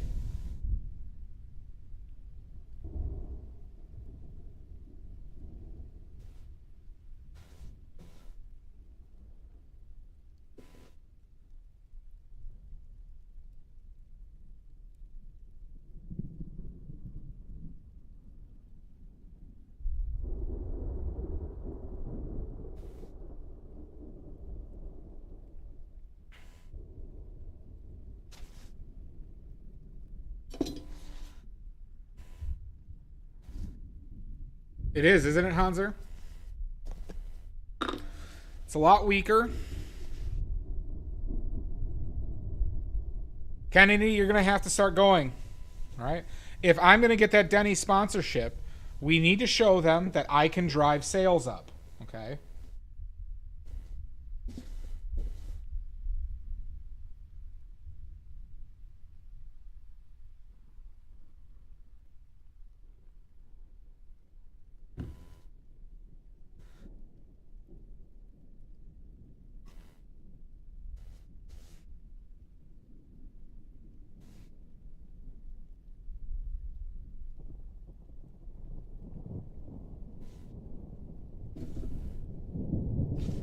Tommy, you're gonna have to start going 4 times a day and tell them Badly sent you. They'll know what that means. All right. To poop. Oh, okay. To poop. Okay. All right. Fine. That makes sense, Amizu. You can poop at IHOPs. You can poop at You can poop at iPoops. AKA IHOP. I would love this if somebody from IHOP was watching right now.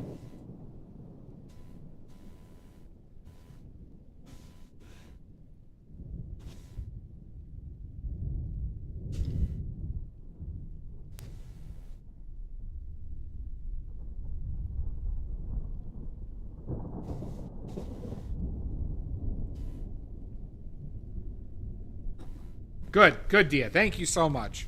It means a lot. All right. Now, for the reason I know why you're all still watching.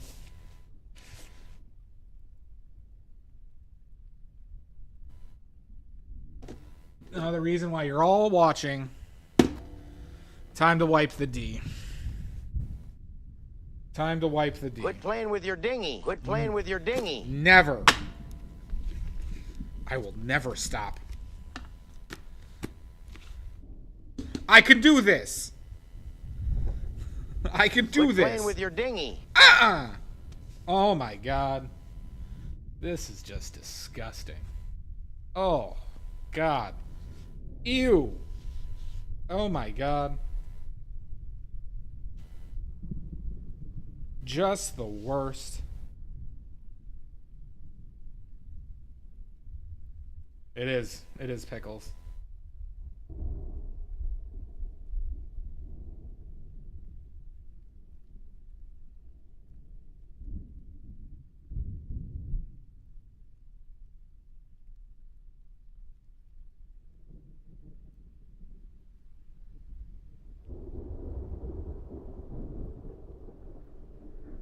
All right. The D has been wiped. I don't. It has a mind of its own, Pickles.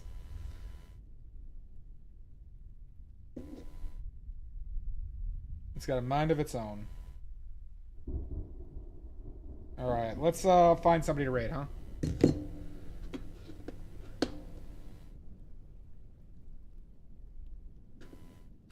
We're painting next on Monday.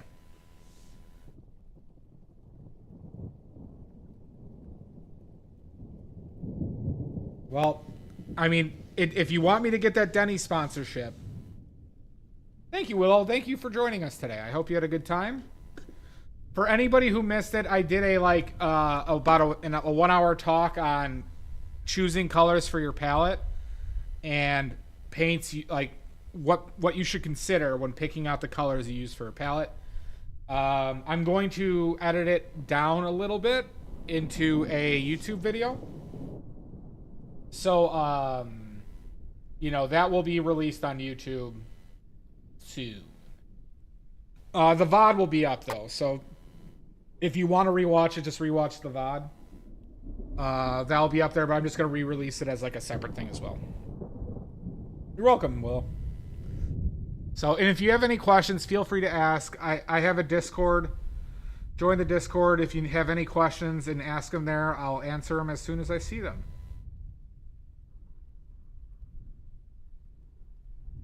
All right, I see Paninky Dinky streaming.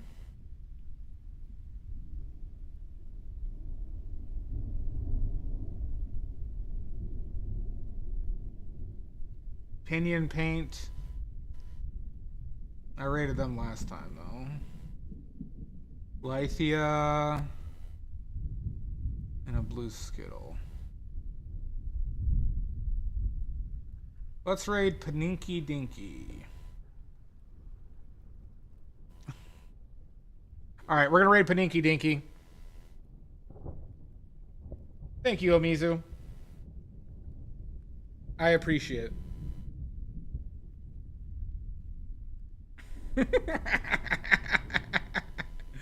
You anytime, Kennedy.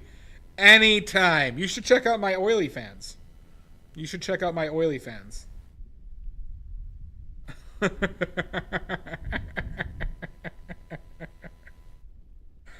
Oh, God. Good one.